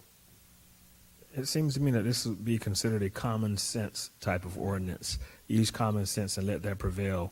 The last thing we want to see is someone having a wooden shed or something put up beside a wooden building and then attaching it to their home with 2x4s or something of that nature, because at that point you change the structure. I mean, that's just common sense. We would hope that common sense prevails and no one would go out and do something like that. We can't say that's not going to happen, though.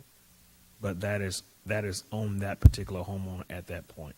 So thank you guys for what you've done. Anyone else? Mr. Larson, you have anything? I just have a motion to approve ordinance number 18S36. Second. I have a motion from Mr. Larson to approve 18S36, a second from Mr. Edwards. Any other comments or questions from council? Hearing none, I'll call for a vote. Aye. Aye. Aye. Nay. Aye. Aye. I have 5 ayes and 1 nay. The motion carries. Mr. James?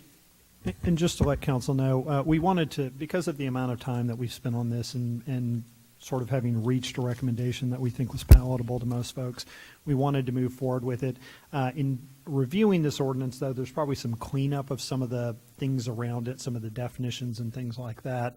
It doesn't change what's being proposed tonight, but likely when planning does their next UDC amendment, we've got a couple of those we need to run here shortly. We'll run some cleanup with this as well, but wanted to get this behind us.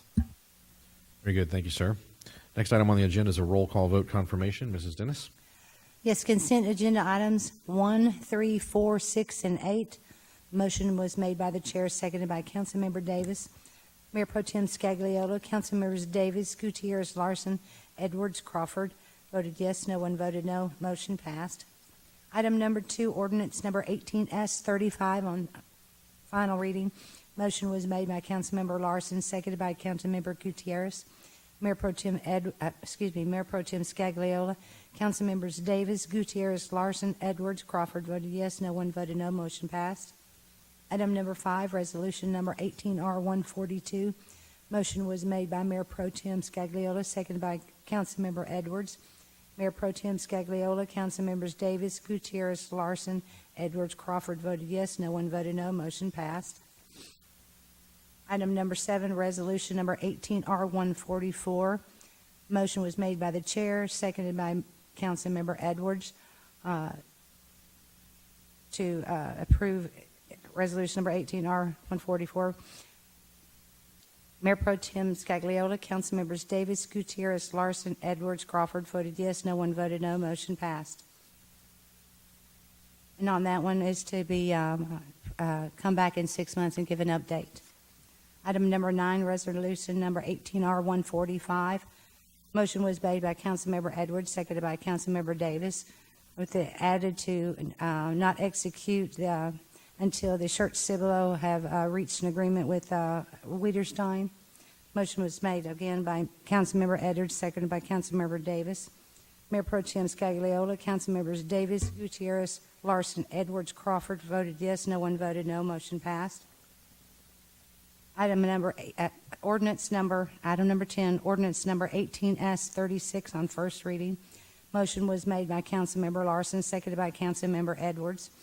Mayor Pro Tem Scagliola, Councilmembers Davis, Gutierrez, Larson, Edwards voted yes. Councilmember Crawford voted no. Motion passed. Thank you, ma'am. All right, next item we have on the agenda this evening, we have a workshop, a briefing regarding the outdoor swimming pools.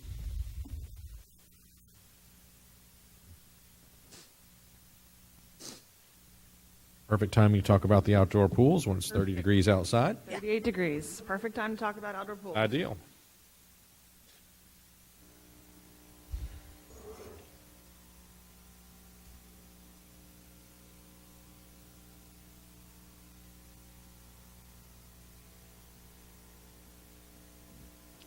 Okay. So, outdoor pools. As part of the budget process, there was some discussions about the pools, used as an example of some of the ways we could cut cost, and I happened to be on maternity leave while those discussions were going on. So we wanted to come before you tonight as part of that series of discussions we're having as to ways we can cut cost, and we wanted to give you a briefing, let you know everything you ever wanted to know about our outdoor pools and more. So here are our two outdoor pools, Pickerel Park Pool on the left, Wendy Swan Memorial Park Pool on the right. Those are the photos there when it's not 38 degrees. Here's the locations, Pickerel Park down here on Oak Street and Central Schertz, Wendy Swan on Cherry Tree Drive up in the northern part of Schertz. Pickerel Pool is about 260,000 gallons in size. Wendy Swan is about 80,000 gallons in size. It's basically a third the size of Pickerel. It's 174 person capacity at Pickerel, 300 can be inside the fenced area, 174 in the pool, 50 person at Wendy Swan, so much smaller. They were both built in 1976, so we've got the same age of outdoor pools here in the city. Here's a map to show you where they're located. Down number 15 is Pickerel, and 21 on that map is going to be where Wendy Swan is located there in northern Schertz. Here's an aerial to show you the size of the pool and what park they're located in. Pickerel is a much larger park. It's about 17 acres. And you can see the pool there in white. It had no water in it when this aerial was taken. And Wendy Swan is very small, 2.68 acres. Most of our neighborhood parks nowadays that we accept through park development, parkland dedication are 5 acres or more. So Wendy Swan is very, very small. A lot of activity crammed in a small space. We've got the pool, we've got the playscape, trail, basketball court, and such. So cost, budget. Here's the funds that we've spent over the last couple of years on the outdoor pools. Now this is the blue is going to be the YMCA management fee, $179,000. $878 is the amount we pay for the YMCA to manage those pools, hire all the seasonal lifeguards, and man those for the season. The orange represents the maintenance that we do, the chemical costs, some of the pipe fixes, pump fixes, things like that, the filtration equipment. You'll see there in 16, 17, it was a little bit higher. That's when we actually paid for the liner replacement that we had done, the PVC liner on Pickerel. And then here in 18, 19, we're estimating that we're going to spend a little bit more. We've got a lot of things that are just ready to break, and we're anticipating replacing some things. Here's our operating season. Pickerel's open about 14 weeks out of the year for the public, 10 to 12 weeks to the public, excuse me. The other weeks are for swim lessons, BVY swim team, swim parties. It's basically open Tuesday through Sunday. We're closed on Monday for maintenance, but we also allow BVYA to be there on Monday nights. We also allow some of the day camps from the Y to come on Mondays. So then Wendy Swan, about 10 to 12 weeks, we're open to the public. Wednesday through Sunday, closed on Tuesdays for maintenance, and also swim lessons, swim parties. They're 8 to 12 and 7:30 to 11 after our public swim, just 12 to 7. Here's our attendance, a little look at our attendance for the last couple of years. Pickerel is the blue and Windy Swan is the orange. As you can see, Windy Swan has a lot lower numbers. It's a smaller pool, has less of a draw. These numbers are just summer admissions. So these are just people who come in the door for public swim during the summer. When we did the YMCA management contract, essentially the city kind of stopped tracking all the other numbers. We stopped tracking swim lessons. We stopped tracking BVY swim team because the Y was managing all that. So they know the numbers because they were planning for the lifeguards and the parties and things like that. All we had to do was get with them and get that data. But we weren't including those in our monthly reports, and they may not have always been reflected in the budget accurately. So we've gone and we've done a better, given you a better picture by including all the numbers. So that'll be the next slide. I did want to mention the 15-16 dip and pickerel. That is when we were doing the liner construction, and it was delayed because of a lot of rain, and we did not open until mid-June that year. We were not open for Memorial Day. We were not open for several weeks in June. Here's a better picture of attendance, and this is not unique visitors, but this is admissions into the pool, people that walk through the gate. So that regular summer admissions, which would be the numbers that were in that previous slide, 10,486 at Pickerel. Then you have about 200 to 220 kids on the BVY swim team. You know, they're there about 40 days, so 200 times 40 days, 8,000 times they're going in and out of that pool. The swim meets, they bring about 600 people. They typically do 3 home meets at Pickerel, so there's 1,800 visits. Swim parties, there were 15 swim parties at Pickerel last year, times an average of 80 people, another 1,200. Swim lessons, 5 sessions, 60 kids a session, 300. And then this last year we've done a lot of special events. So we've added even more use to those pools. Polar bear plunge, the float and flicks, pause in the pool, another 500. So really when we look at visits, we're at 22,286 in a year versus the 10,000, which is what some may have seen before in budget documents.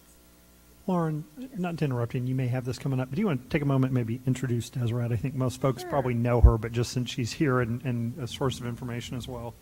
My shadow. No. This is Deseret Dawkins, the aquatics director for the YMCA, and we work hand in hand together managing our aquatics here in Schertz, and she helped gather some of this data for me. So yes, if you ever have any questions, this is Deseret as well.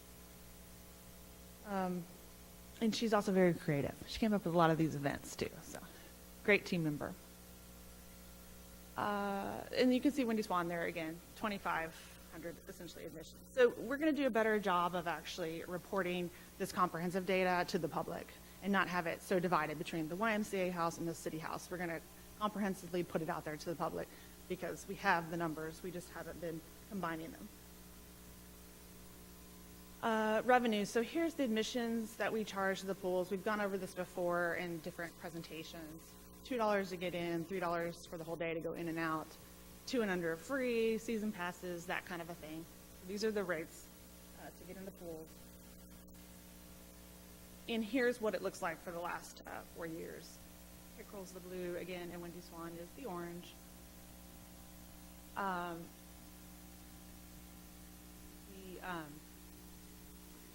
You can see we increased there in 16-17, and we actually, that was the year that we did the aesthetic update at Pickerel, and we can only attribute those numbers to that aesthetic update and how much better it looked, how drastic the change was, and sort of the promotion that we did that summer, because this is actually the same year that the aquatic center opened up as well, and we were anticipating a drop, and we saw the opposite. So we did the same thing at Windy Swan this year, or past year, 17-18, and we did not see the same increase. So that was unfortunate, but we're trying. Here's our programming capacity, just as sort of a glimpse of what it looks like at Pickerel Pool. And we can do the same thing for the Aquatic Center, and we're working on this to kind of understand our needs. And it's basically full, essentially. We have a little bit of time on a Monday morning between 7 and 8, 7 and 9, and a few hours on Sunday morning. Essentially, it's booked all the way till 11 o'clock, which is the park curfew, when people start complaining that the lights are still on. So some recent updates, like I talked about, we did do that liner in 1617, about 71,000 at Pickerel. We did do an aesthetic update. We spent about 5,000 painting and windows and mural and things like that. We did do all that electrical grounding and bonding work. That was paid out of a separate fund, but we did spend that money. And then at Wendy Swan, we did about 12,000 in aesthetic updates as well. Did we also do some roof work at Pickerel Pool? Did do the roof work, correct. I did not get that cost. Did do the roof work. That, I think that was a larger project and it was so small of an amount. And here's some pictures. Again, you've probably seen this. You've been out there. We tried to make our facilities look consistent with paint color again as we work to create a better maintenance program. We're looking for consistency in our facilities and our furniture and fixtures and things like that. So imminent maintenance costs. Here's some things we know that we're anticipating that are going to come at some point at Pickerel. We really need to do chemical feeders at our wading pools. Currently, they're the old tab release kind. They're not automated, so staff has to go there and work on those consistently. We need to replace the pool slide at Pickerel at some point. You know, we can fix it up to a point, and then we're not going to be able to fix it anymore, and we want to do something new. There's also coming up with something fresh would increase attendance. We're going to have to replace some pump motors at some point. There's one that's aging very badly. The pool deck repair. If you've been out there, you've noticed the pool deck is very uneven, shifted a lot. That's a really big job. It's aesthetic, but it's also accessibility. You know, and that facility is never going to truly be accessible, but we could do some things to make it better if we want to invest that amount in Pickerel. In Swan, we need to replace the pool filtration equipment. It's any day now. I should knock on wood. It will go.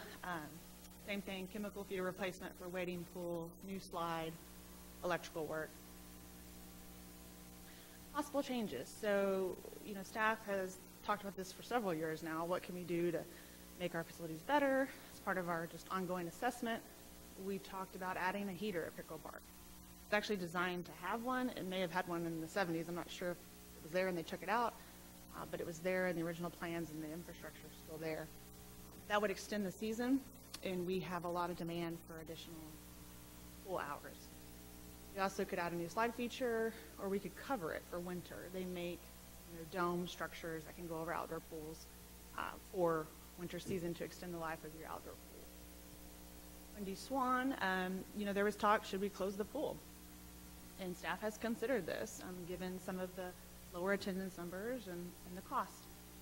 We could reinvent the area into a splash feature. You could fill in the pool and tear down the fence and put in a splash feature. You couldn't go too big because of the park size. Again, it's very, very small, and it's in a neighborhood. There's very few parking spaces.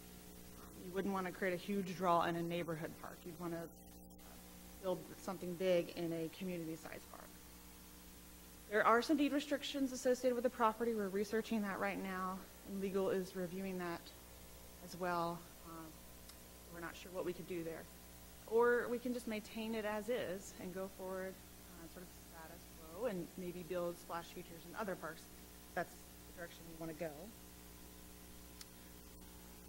This is something that we could put in there that would be small. That's a splash feature that's out now. It's made by Vortex. It's kind of a vinyl component that's installed. It's very simplistic in terms of plumbing, just one pipe. It still has filtration requirements, but it's much, much smaller than a larger, bigger splash pad project.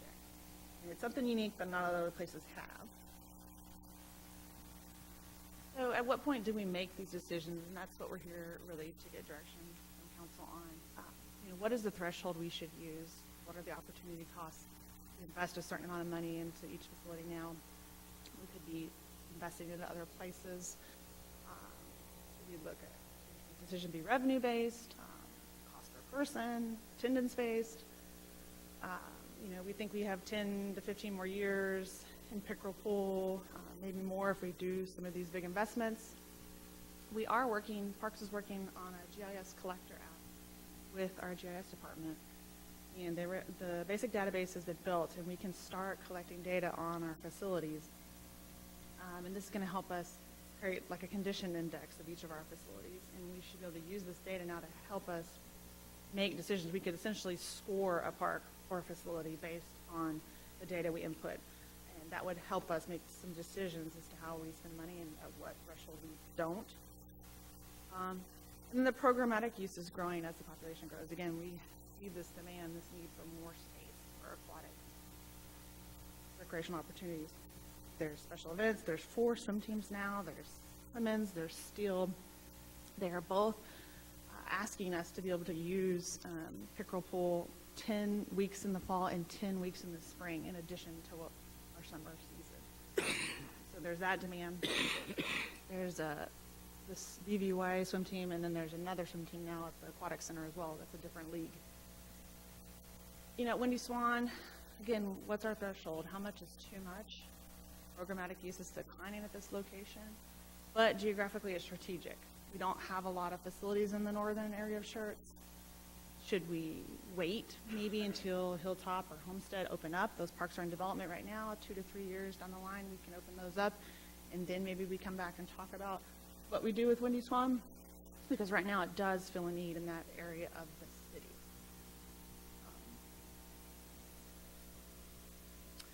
So with that, you know, I'll open up for discussion. Again, there's been a lot of things proposed, and we just kind of want to get some direction as to what council's thinking on the right track. All right, Mr. Larson. First off, I've never received more hate mail in my life than when I started saying we should discuss potentially closing one of the pools. And I say that jokingly. I mean that, dozens. However, this is a great presentation. I do have one question. Well, I have lots of questions, but we'll start with this one. I saw when you talked about the cost of maintaining and having YMCA manage the pools, it was together. Do we have a breakdown of what it is for each individual pool?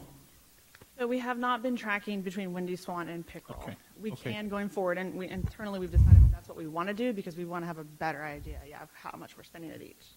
Well, and so the most controversial statement I said was $17 per visit, which certainly can be disputed. Although with the average of the 2 pools, using the 25,000 usages and the $275,000, we're at about $11 a visit. So that's between the two.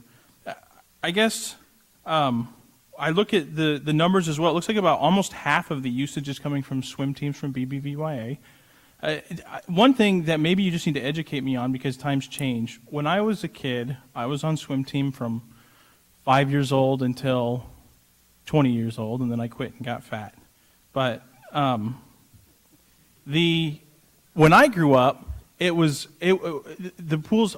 I would say almost every pool we went to was a homeowners association pool. Northwest Crossing, Great Northwest, Whispering Oaks, who always beat everybody. Is that just a cultural or governmental shift? Or is that just Schertz is unique in that we don't have those facilities? Or It's a mix. I mean, there are still some that are HOA pools, and the BVYA league is in a league that has members that are HOA pools as well. I think they just didn't have a home.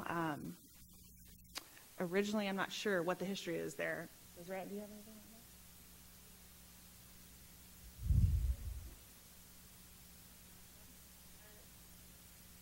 For that BBYA, it's in a league with over 200 children in youth in this community. And so with that, the big thing is it's very difficult to have the space for that at new homeowner association pools. Living in Schertz, you look at some of the homeowner association pools, they don't have that. And if they do, they're not equipped to host or to hold or the depth of the pool or what a swim team would call. You have to have a certain depth for diving and all this type of amenities as well. And with Pickerel Pool living and being as part of the BBYA 10 years ago, and it's grown, but with that growth also in this area, it's a very popular sport. And I think that's also what goes to our 6A high schools and possibly a proposal for a 3rd high school is where do you grow with a sport that, I'm sorry, was not around. I had to go to Palo Alto if I wanted to be on the swim team when I went to Plymouth High School. That wasn't going to happen with my parents. Just making that drive back and forth. So I played other sports, but we have that opportunity for this community. So how can we grow that, I think, is also the concern for us as the aquatic center and the park center. But back to EBYA so many years ago, no, it wasn't that capacity, but now it is. So how do we help in those youth and growing that? And I think I'll say this maybe, Councilman, my impression from talking to Johnny McDowell is BBYA has been around a long time, and they've sort of moved into other sports as they've become more popular. And I think they kind of filled this role because we've had pickerel pool for so long, so they sort of stepped in, and everybody just kind of joined up BBYA. I think the problem now really is, and we have to work with PD on this every year, literally, in the Y and staff, is we've had to keep people out of the fence, have them come in when their kid swims and move out. And so I think the problem now of shifting it over is you couldn't take the whole operation to any one neighborhood pool. BBYA could certainly pull out, neighborhoods could step up. But I think what you've had is just BBYA has the structure. They do it pretty well, and it's just kind of grown that way. I don't know, Sandy, would you agree? With the newer neighborhoods, they're just not building the big size pools anymore. They're building smaller pools, or they're building more splash feature type amenities. So you're not seeing those kind of bigger Olympic size swim team pools anymore. They're very hard to come by. And yes, the program has just grown. We've just got growth here. I mean, a lot of kids want to swim. Well, yeah, and if it's not neighborhood-wide, but city-wide. And the Windy Swan Pool just can't accommodate a swim team, I would estimate. So when we had issues at Pickerel, we had to delay opening, the 7 to 9-year-olds could swim at BBY. I mean, at Windy Swan, I'm sorry. But that was it. The little kids. Mm-hmm. Yeah, just not long left. I gotcha. And then, I think I would say your presentation has shifted my thoughts a little bit. However, one of the questions you asked is how do we determine if we're getting an appropriate return on investment? Is it revenue based? Is it cost per person based? Is it attendance based? And it's really hard. How do you measure economic utility that's enjoyment by individuals? However, that being said, even though economic utility is certainly an abstract idea, I mean, we have a tale of two pools, and it's very drastic. It's very actually my header, and I changed it. It's incredibly drastic. No matter what measurement you use to say is it worth it, we have an example of the value a pool can bring at Pickerel Park when you have 8,000 uses. Yeah, it's 200 kids, but just from swim team, which does more than just swim team. It's team sport. There's a lot of things there, taking 44%, and you have a total of 22,000 people visiting it. You have opportunities to extend the season. You have school district looking for ways to utilize it, flexibility for events there. And then you look at Windy Swan Pool, and I think it'd be difficult for anybody to look at those numbers and say that we're getting comparable economic utility out of it. Whether someone would agree that it's time to close it or not would be certainly debatable, but if we're talking about an average between the two pools of $11 per visit is what it's costing the city, and Windy Swan's only getting 10% of those visits, the economic cost per usage is extraordinary. And the challenge was, and I even addressed this challenge before, is that Pickerel Park certainly brings a lot more return on our investment than Windy Swan. It also happens to be really close to our other excellent pool, which means it leaves out geographically a lot of people, because that's a 15-20 minute drive. But I don't know how long the drive would have to be to justify. And I guess we'll get a more clear picture if we can break it down. I'd imagine Pickerel Park also costs a lot more to maintain than Windy Swan, but I can't imagine Windy Swan costs 10% of what Pickerel Pool. It literally just depends on what breaks that year. I mean, sometimes both controllers go out at Windy Swan and they don't at Pickerel. It just varies. Well, and I would imagine that, and you could answer this maybe, I would imagine that there's a baseline number of lifeguards that are needed, whether you have 2 people or 20 people. Correct, and she has that staff no matter what. Now, the way our agreement is set up, it's written that its intent is that each pool is divided 50-50. So if we were to decide to close one down, yes, the agreement would just be split in half, so we would have some significant savings by doing that. But then I would guess that the YMCA would then want to renegotiate, because it's been, I don't know how many years since they've even raised rates at all on that. 10 years maybe? Well, and I don't propose doing anything that's a rash decision. And my purpose of bringing up, I intentionally brought up ideas for cost savings that would encourage discussion, because sometimes it's hard to get people to discuss that. What always happens is I say, well, we can cut costs, and people say, well, give examples. And then I give examples, and every single one they say, well, no, you're a horrible person for suggesting that we make that cut. But it gets the conversation going, and I think I don't think that we need to act tomorrow, but I do think we need to be intentional about tracking this, because the numbers are already telling a very clear story. And sometimes we see, I don't know if this is a great example, but when I had my business, I knew it was going to close probably 6 months before it closed. I don't know that I admitted it, but I could look at the numbers and I could see the story, and it was a sad story. And there was full-time employees on my crew that were going to have to live with that story. And had I not been in denial about what the numbers said, I probably could have saved them a lot of grief by giving them a better heads up. And I think for me, I'm looking at the numbers. Yeah, we can get some more details. We can start breaking it down. But I think it's really time to say, hey, let's make a hard decision. And maybe we can make it in a way that says, hey, look, we're not just going to remove this benefit from the northern part of Schertz. We're going to see a way that we can reinvest these funds, that we're getting better economic utility for the enjoyment of citizens. The number one thing I was accused of is you want to cut parks, you want to cut the quality of life. That's not true, actually. I think that there are times when you're throwing money down a drain that you're actually hurting the quality of life, because you could reinvest those funds more strategically in a way that's going to impact more individuals, allow for more opportunities. And as I look at these numbers, certainly we could benefit from getting more information, although I think this is the 6 months before, right? I see the story's already told itself. So I think we come back and don't just say, hey, we're going to close this pool, or whatever the rest of the council may say I'm crazy, but we put together an idea that says, okay, this is what we're spending right now to maintain this pool, but this is what we could be offering the community with a similar expenditure, or maybe even a little bit less. Part of the quality of life is we can give you more for less. So that's my 2 cents. Yes, and I can assure you that our staff is always assessing that now, and we are working very hard to become more data-driven and look at this. They come to me all the time and say, we don't want to keep just spending money fixing this. We want to do something better with our funds. So we want to invest the funds in the correct way. So. All right, Dr. Scagliola. Yeah, it's interesting. People have come up to me also and said, hey, are you the one that wants to close our pools? I said, no, that's the guy on the other side of the mayor. I'm the guy who talks about quality of life. And, yeah, we know what the costs are for the pools. What's the cost without the pools? And we asked that question. What else? What's the alternative without the pools?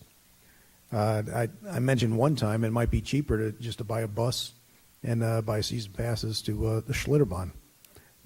Think about it. But it's gotten way more expensive to go to Schlitterbahn nowadays. So that's cost prohibitive also.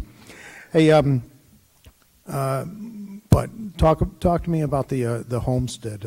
What kind of plans do we have for that neck of the woods? What's in the development phase? If it's not too far out of line. So at Homestead, there is going to be a lake there. It's actually already there. Right. And there's going to be a fishing pier at that lake, a walking trail, 20-space parking, some picnic tables, and that is just what the developer is going to put in, some of the basic infrastructure. Then we have Hilltop, which we already own, which is another 8 acres adjacent to Homestead. So it essentially becomes one larger park, about 25 acres then, because Homestead's about 13. So we're looking at, a bigger master plan, combining the two, doing a lot of trail work at at Hilltop, and eventually thinking that it's big enough that it would warrant potentially more picnic pavilions to be able to reserve for parties, maybe a splash type feature like I posted. I'm wandering. Thought we were discussing pools. Ideas. So there's ideas, yeah. Yeah. Okay. Didn't mean to digress. It's interesting, when I was president of the HOA out at Northcliffe, we were forced to close the pool because it just became cost prohibitive. Couldn't afford it anymore with the dues that were being charged. It's a volunteer HOA, $25 per year, and it just simply wasn't enough. So we're really fortunate when this city took it over and made the changes to it that they did. So I'd hate to see it go anywhere. I really would. I think you're looking into other opportunities and whatnot. One of the things that I heard recently was getting a third party to come in and manage the pool. Some cities do that, and instead of us paying them, they actually pay us for the privilege. So I don't know if that's even possible. I think we have a good deal with the YMCA right now, dealing with what they're dealing. But I wonder about the other opportunities for I don't know about cost-saving measures, but and any ideas that Yeah, I know there's some instances where there has been third parties come in and manage pools. I think there's specific cases, and they have to have all the right elements to make that work. And I don't know that Windy Swan in that small of a park in that middle of that neighborhood would work. You know, there needs to be a much bigger parking. Something like Pickerel, probably that would work, but not Windy Swan. Interesting. Okay, thank you. Mr. Edwards? You know, back when I ran the Chamber of Commerce, we did a feasibility study for the YMCA, and it said that we could support not only one YMCA, but two YMCAs. We talked about aquatic facilities at that time as well. I'm going to step out on a limb and tell you that I know we're talking quality of life right now. It won't be long before the people on the north side of North Schertz, come in and start saying things like, hey, we want a YMCA up here too. We're traversing down into the center of Schertz, but because of traffic congestion and everything else, I think you're going to see people coming out saying they want to see those type of amenities out there. If you listen to John Sullivan, who's, you know, he's constantly talking to us about quality of life initiatives, I think you're going to see people coming out saying that they want to see these amenities when they move to a community. It's going to be very difficult for me to sit here and tell you that I think you ought to close a pool unless you have another alternative in place. So, you know, so I don't want to jump into the homestead discussion, but if we don't have another alternative in place, I don't think you shut that down in that particular instance right now, particularly for that neighborhood. I think it gives kids, we talk about obesity problems and everything else, it gives kids a reason to get off the couch and go outside and do things. So that's just my 2 cents on the quality of life. Council, anyone else? Mr. Davis? Could we get this presentation dumped into our folder?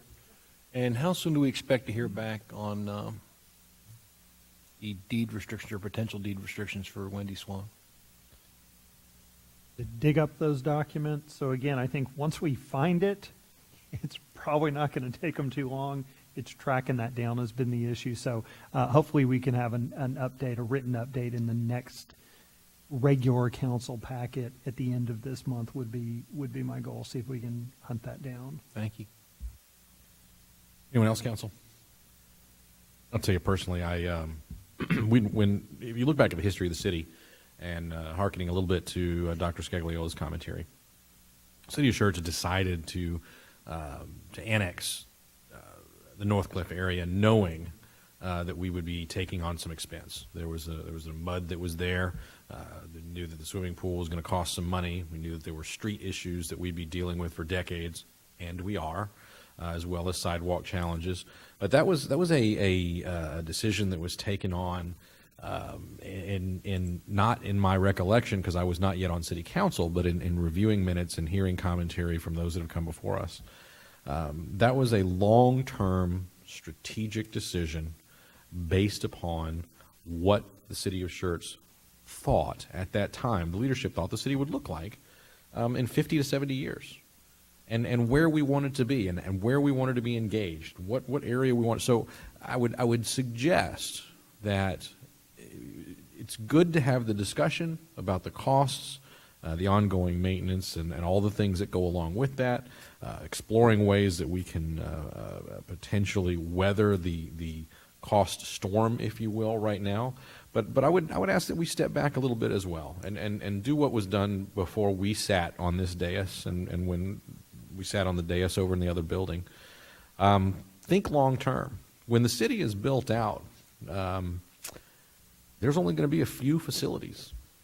And that pool is going to be surrounded by a much more dense population. And I think that the need for that and for the one that we have will do nothing but grow over time, and will probably not come to its full fruition until after the majority of us on this dais are already in boxes or wherever they put us when they're done with us.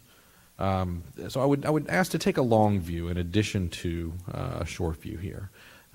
In deference, Mr. Larson, to your points, we need to have the conversations about where we can save money, where are we spending well, et cetera. But I would ask that we take a very long view of the amenities that we put in place. It may be financially challenging for us right now to maintain them. As we get to build out, and those that will follow us, I think that they will find that it's not as challenging to maintain those fewer facilities in the fully developed, fully built out Schertz. That's all I wanted to say about that one. If there's Mr. Larson. Well, I do want to discuss a little bit more. Can you pull up on the slide first the historical attendance figures?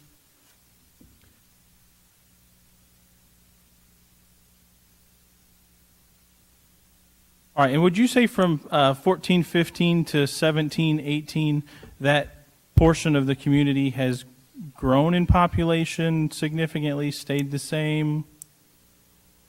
I know in the last 10 years, yeah, we've had significant growth. And so I think This is only 4, yes. yeah, I think that I knew the answer to that. Obviously, that part of town is growing incredibly fast. And so I think if council is going to take a long-term view, we have to look and see, does added population density result in increased usage of the facility? And what we're seeing is actually the usage is going down. Can you go to where you talk about the capacity of the pools? No, I'm sorry, like where you talked about the size, I think 50,000 gallon, how many people could be there? I think it was 174 and 50. Yeah, so we got so many people that can fit at one time. yeah. So the Wendy Swan, we saw a 50-person capacity. So I think the first thing from a long-term view is, okay, does increased population density in the area result in increased usage? And the numbers say no. But even if it did, even if that trend changes, this particular feature is limited in its ability to serve a large population. So we talk about, it's incredibly unpopular to say, hey, we need to quite frankly, close a pool. Certainly politically, it's a challenge to say, and I can tell you there's a lot of social pressure against you when you say it. But if we're really taking a long-term view, we have to look at the opportunity cost of spending $30 to $35 per usage for a pool that can't handle, even if it were to become a popular feature, wouldn't be able to handle the population density in that part of town. What features and benefits, what resources, what opportunities for residents are we not being able to invest in now or save for now? Because really, cost savings from closing a pool doesn't have to be spent immediately. It can be saved until we have the two large areas where we can add features and benefits that can handle more than 50 people and that are actually increasing in popularity. And so I don't mean to directly rebut you, Mayor, but I do say I agree with the idea that we take a long-term view, but I want to challenge the members of council to rethink about what's the opportunity cost of $30 per usage for a pool that can't handle the growth in the side of town that it's in. What quality of life initiatives are we going to miss out on that are more effectively able to serve our residents just because we're not willing to kind of change the way we're thinking and take what could potentially be unpopular? Although I don't think closing Wendy Swan would be that unpopular because the 2,200 visits are probably not 2,200 unique individuals. I would imagine there's a pretty high rate of small number of people. But really, I guess this is the challenge that I've had, and this is why I'm taking my moment on council to do it. The challenge I've had to communicate the thought process on this is people hear cut or close, and they think reduction of service.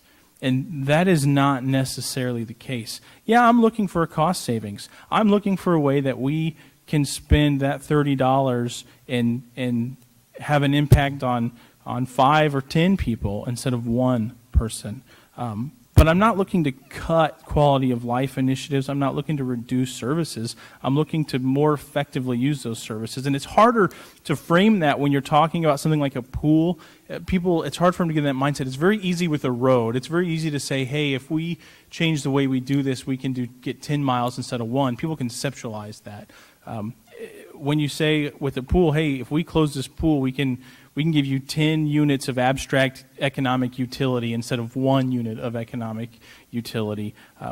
It's hard for people to quantify that. So I challenge that maybe we really work to maybe rise above that challenge and see beyond it. Look at the numbers don't lie. They tell a story. Are we effectively using Northern Schertz taxpayer dollars to provide them the quality of life initiatives that they deserve? And I just don't think the numbers show that we're doing that.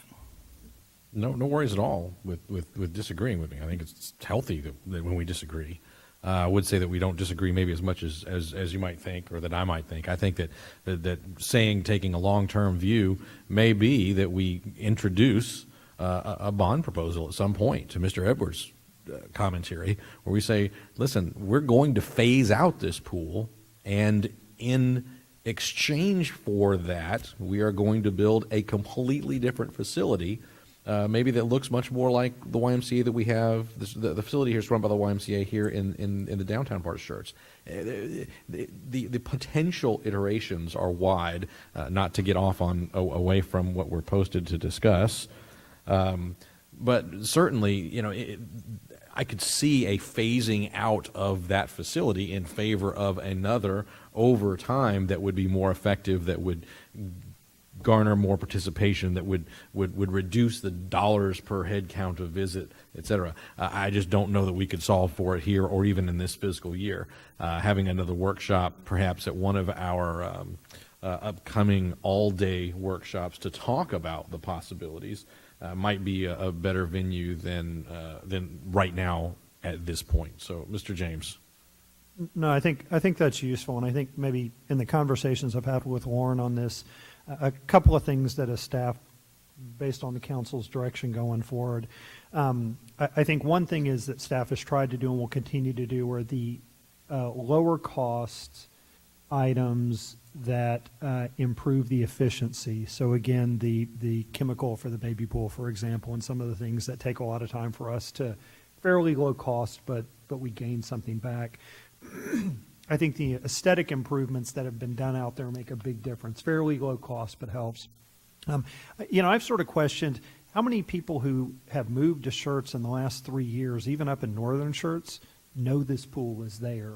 And so part of, I think, what staff is saying they're going to undertake is let us do a better job at tracking the data. And I think that, frankly, started with Councilman Davis when he was on Parks Board saying, do we have an inventory of our stuff? And staff has taken that to heart to now go, yeah, we need to do better. We're still not doing what we need to do. They've looked at the things that can be done fairly inexpensively to get some efficiency and make it more palatable. I think one of the focuses for this coming year is how do we get the word out to our residents in that area that this pool exists, so that, again, while we don't make a radical change now, when we come back a year from now, and 2 years from now, and 3 years from now, if we've not been able to turn the tide, then we make that decision saying it's not that there's not a demand for a pool, it's that there's not a demand for this sort of a pool up in that area.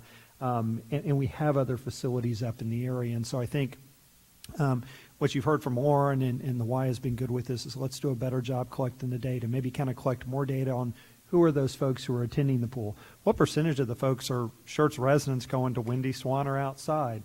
What percent are return? And the lifeguards could probably tell you. They can go, yep, now it's the same 17 kids that show up every single day. To do a better job so that I think we can make those informed decisions. And when we get to 3 years from now, we can say, look, we did everything we could to drive the numbers up. And either we've succeeded in that, and now maybe there's more demand and we need to make some improvements and invest more, or we need to shift those because of the opportunity cost. Because frankly, as I talked to Warren, there are a long list of park improvements that need to be made beyond some of the fairly inexpensive for Windy Swan. Those bigger ones are at the low end of the table. Pickerel is where I think the big investment needs to be, and we've seen that in some of the challenges. We can get some return. Need to try to be more efficient with Windy Swan, needs to pick up the other pool, and going forward. And so I think we're committed to that, and I think the Y's been good with that as well. Last thing I will say, and this is why maybe not to make a decision, when we've had issues at Pickerel Pool, and Deseret can probably speak to this, and Warren, it has been very nice to have the backup of Windy Swan to not have to call parents and say, as often, we're canceling your kid's swim lesson and can't fit them back in. We can get you in up at Windy Swan. That I think, particularly with the repair issues we've seen, have been a help. When we've been in a jam, we've been able to rotate the programming around to each of our facilities, and it's been very beneficial. One question. Mr. Gutierrez. Any idea how the aquatic center affected some of these numbers? We actually have a wonderful chart. I don't have it on my phone, but we've actually been tracking the use of our capacity every hour. So from 5:30 all the way until 8:30 at night. So every hour on the hour, we calculate the number of patrons that are in the pool. We go off of group swim lessons and, of course, our group X classes, so our water Zumba, water arthritis classes, things like that. And then we, of course, have swim team, our pre-swim team / our own Y swim team, open swim, leisure swim for each of our pools. And what we've seen over last summer when we started this type of documentation for it, we've actually not only doubled but tripled the number of usage that is in our facility at the aquatic center. So you can actually see that the number of lap swimmers from the first summer that we opened actually tripled just for lap swimmers. And that's a really great and bad problem to have because now we're running into the state of those programs. Some of the numbers that Lauren actually informed you of does not include the aquatic center numbers during the summer. I actually did not anticipate that we would not per se max out of our capacity at the aquatic center, but for space of our programs have maxed out. Our swim lesson numbers have maxed out in the evenings there. Due to BBYA utilizing the Pickerel Park pool, we only do evening swim lessons at the aquatic center. And that has maxed out. We were at 91 kids that were coming in the evening from 4:30 to about maybe 7:30, and then having adult swim lessons as well. That we were also surprised that there are many adults who are coming in for not only private swim lessons, but also group instruction as well. And that was a surprise to us just because we haven't been able to actually offer that in our community until we got the aquatic center. But since last summer, when first summer we were open until now, we're actually tracking every day on those. So we actually have a little colorful chart that will show you the difference between last summer and this summer. And then, of course, as we continue to track that as well. I think just to brief council, I think the next item we've got on this issue is coming back on the magazine. I think the first meeting in September or first meeting in December, and then what we're planning to do is kind of come back and hit the rec center and the aquatic center for this type of a brief and an overview of the contract and operations, and can provide all of that data to you.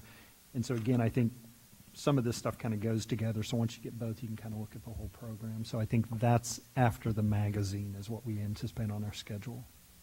It did not affect Pickerel admissions in the summer at all.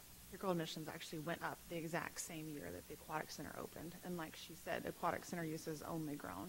So the need just keeps rising. We keep getting approached by more and more groups. We've also been approached by John Paul High School now wanting space, additional swim teams.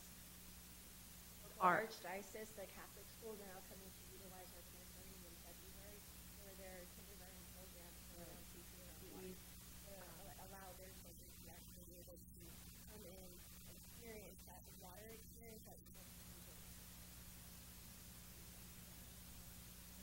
University Incarnate Word requested to use Pickerel for their synchronized swimming over spring break. I mean, we get all of these one-off type deals that people want to come use the pool in addition to the regular use. And then the BBY swim team wants more hours as well, and they want to actually cut into public sometimes. So now we're juggling that demand. So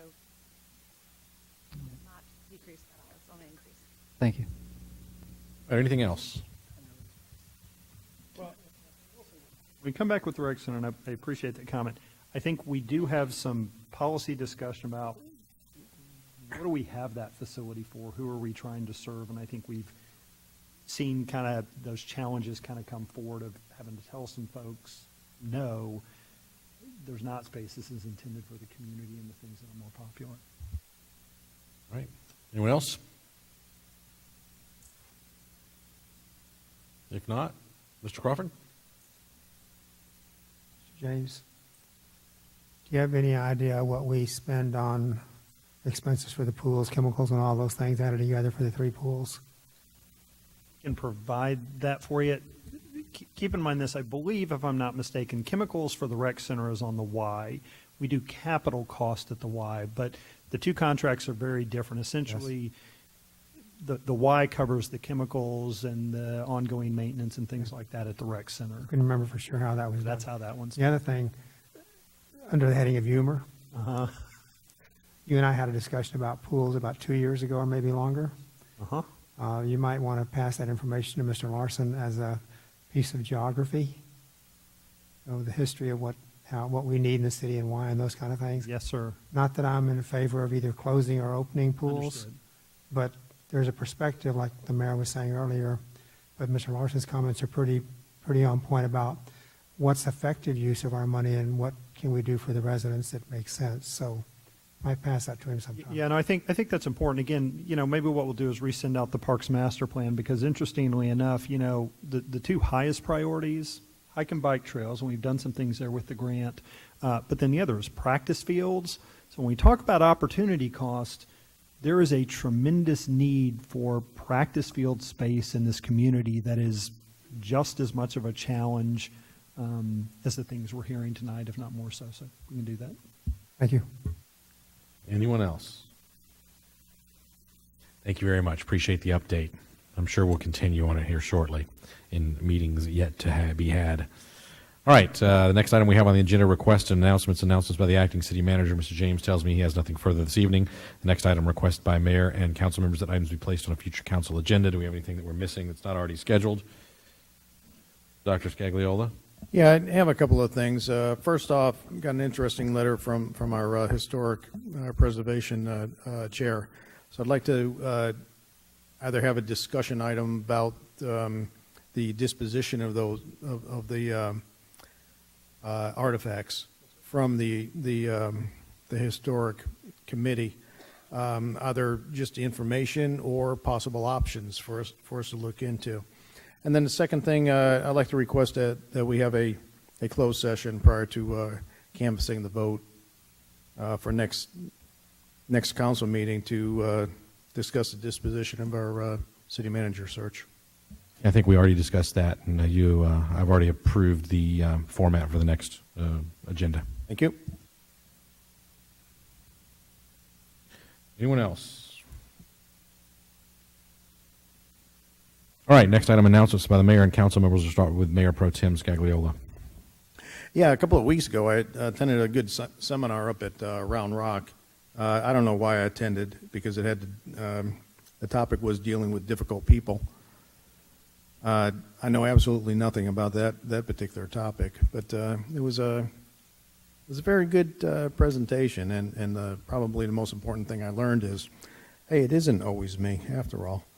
But anyway, yesterday, Veterans Plaza celebration, absolutely wonderful, and special thanks goes to the Knights of Columbus for hosting a little get-together after the event. Overall, super event.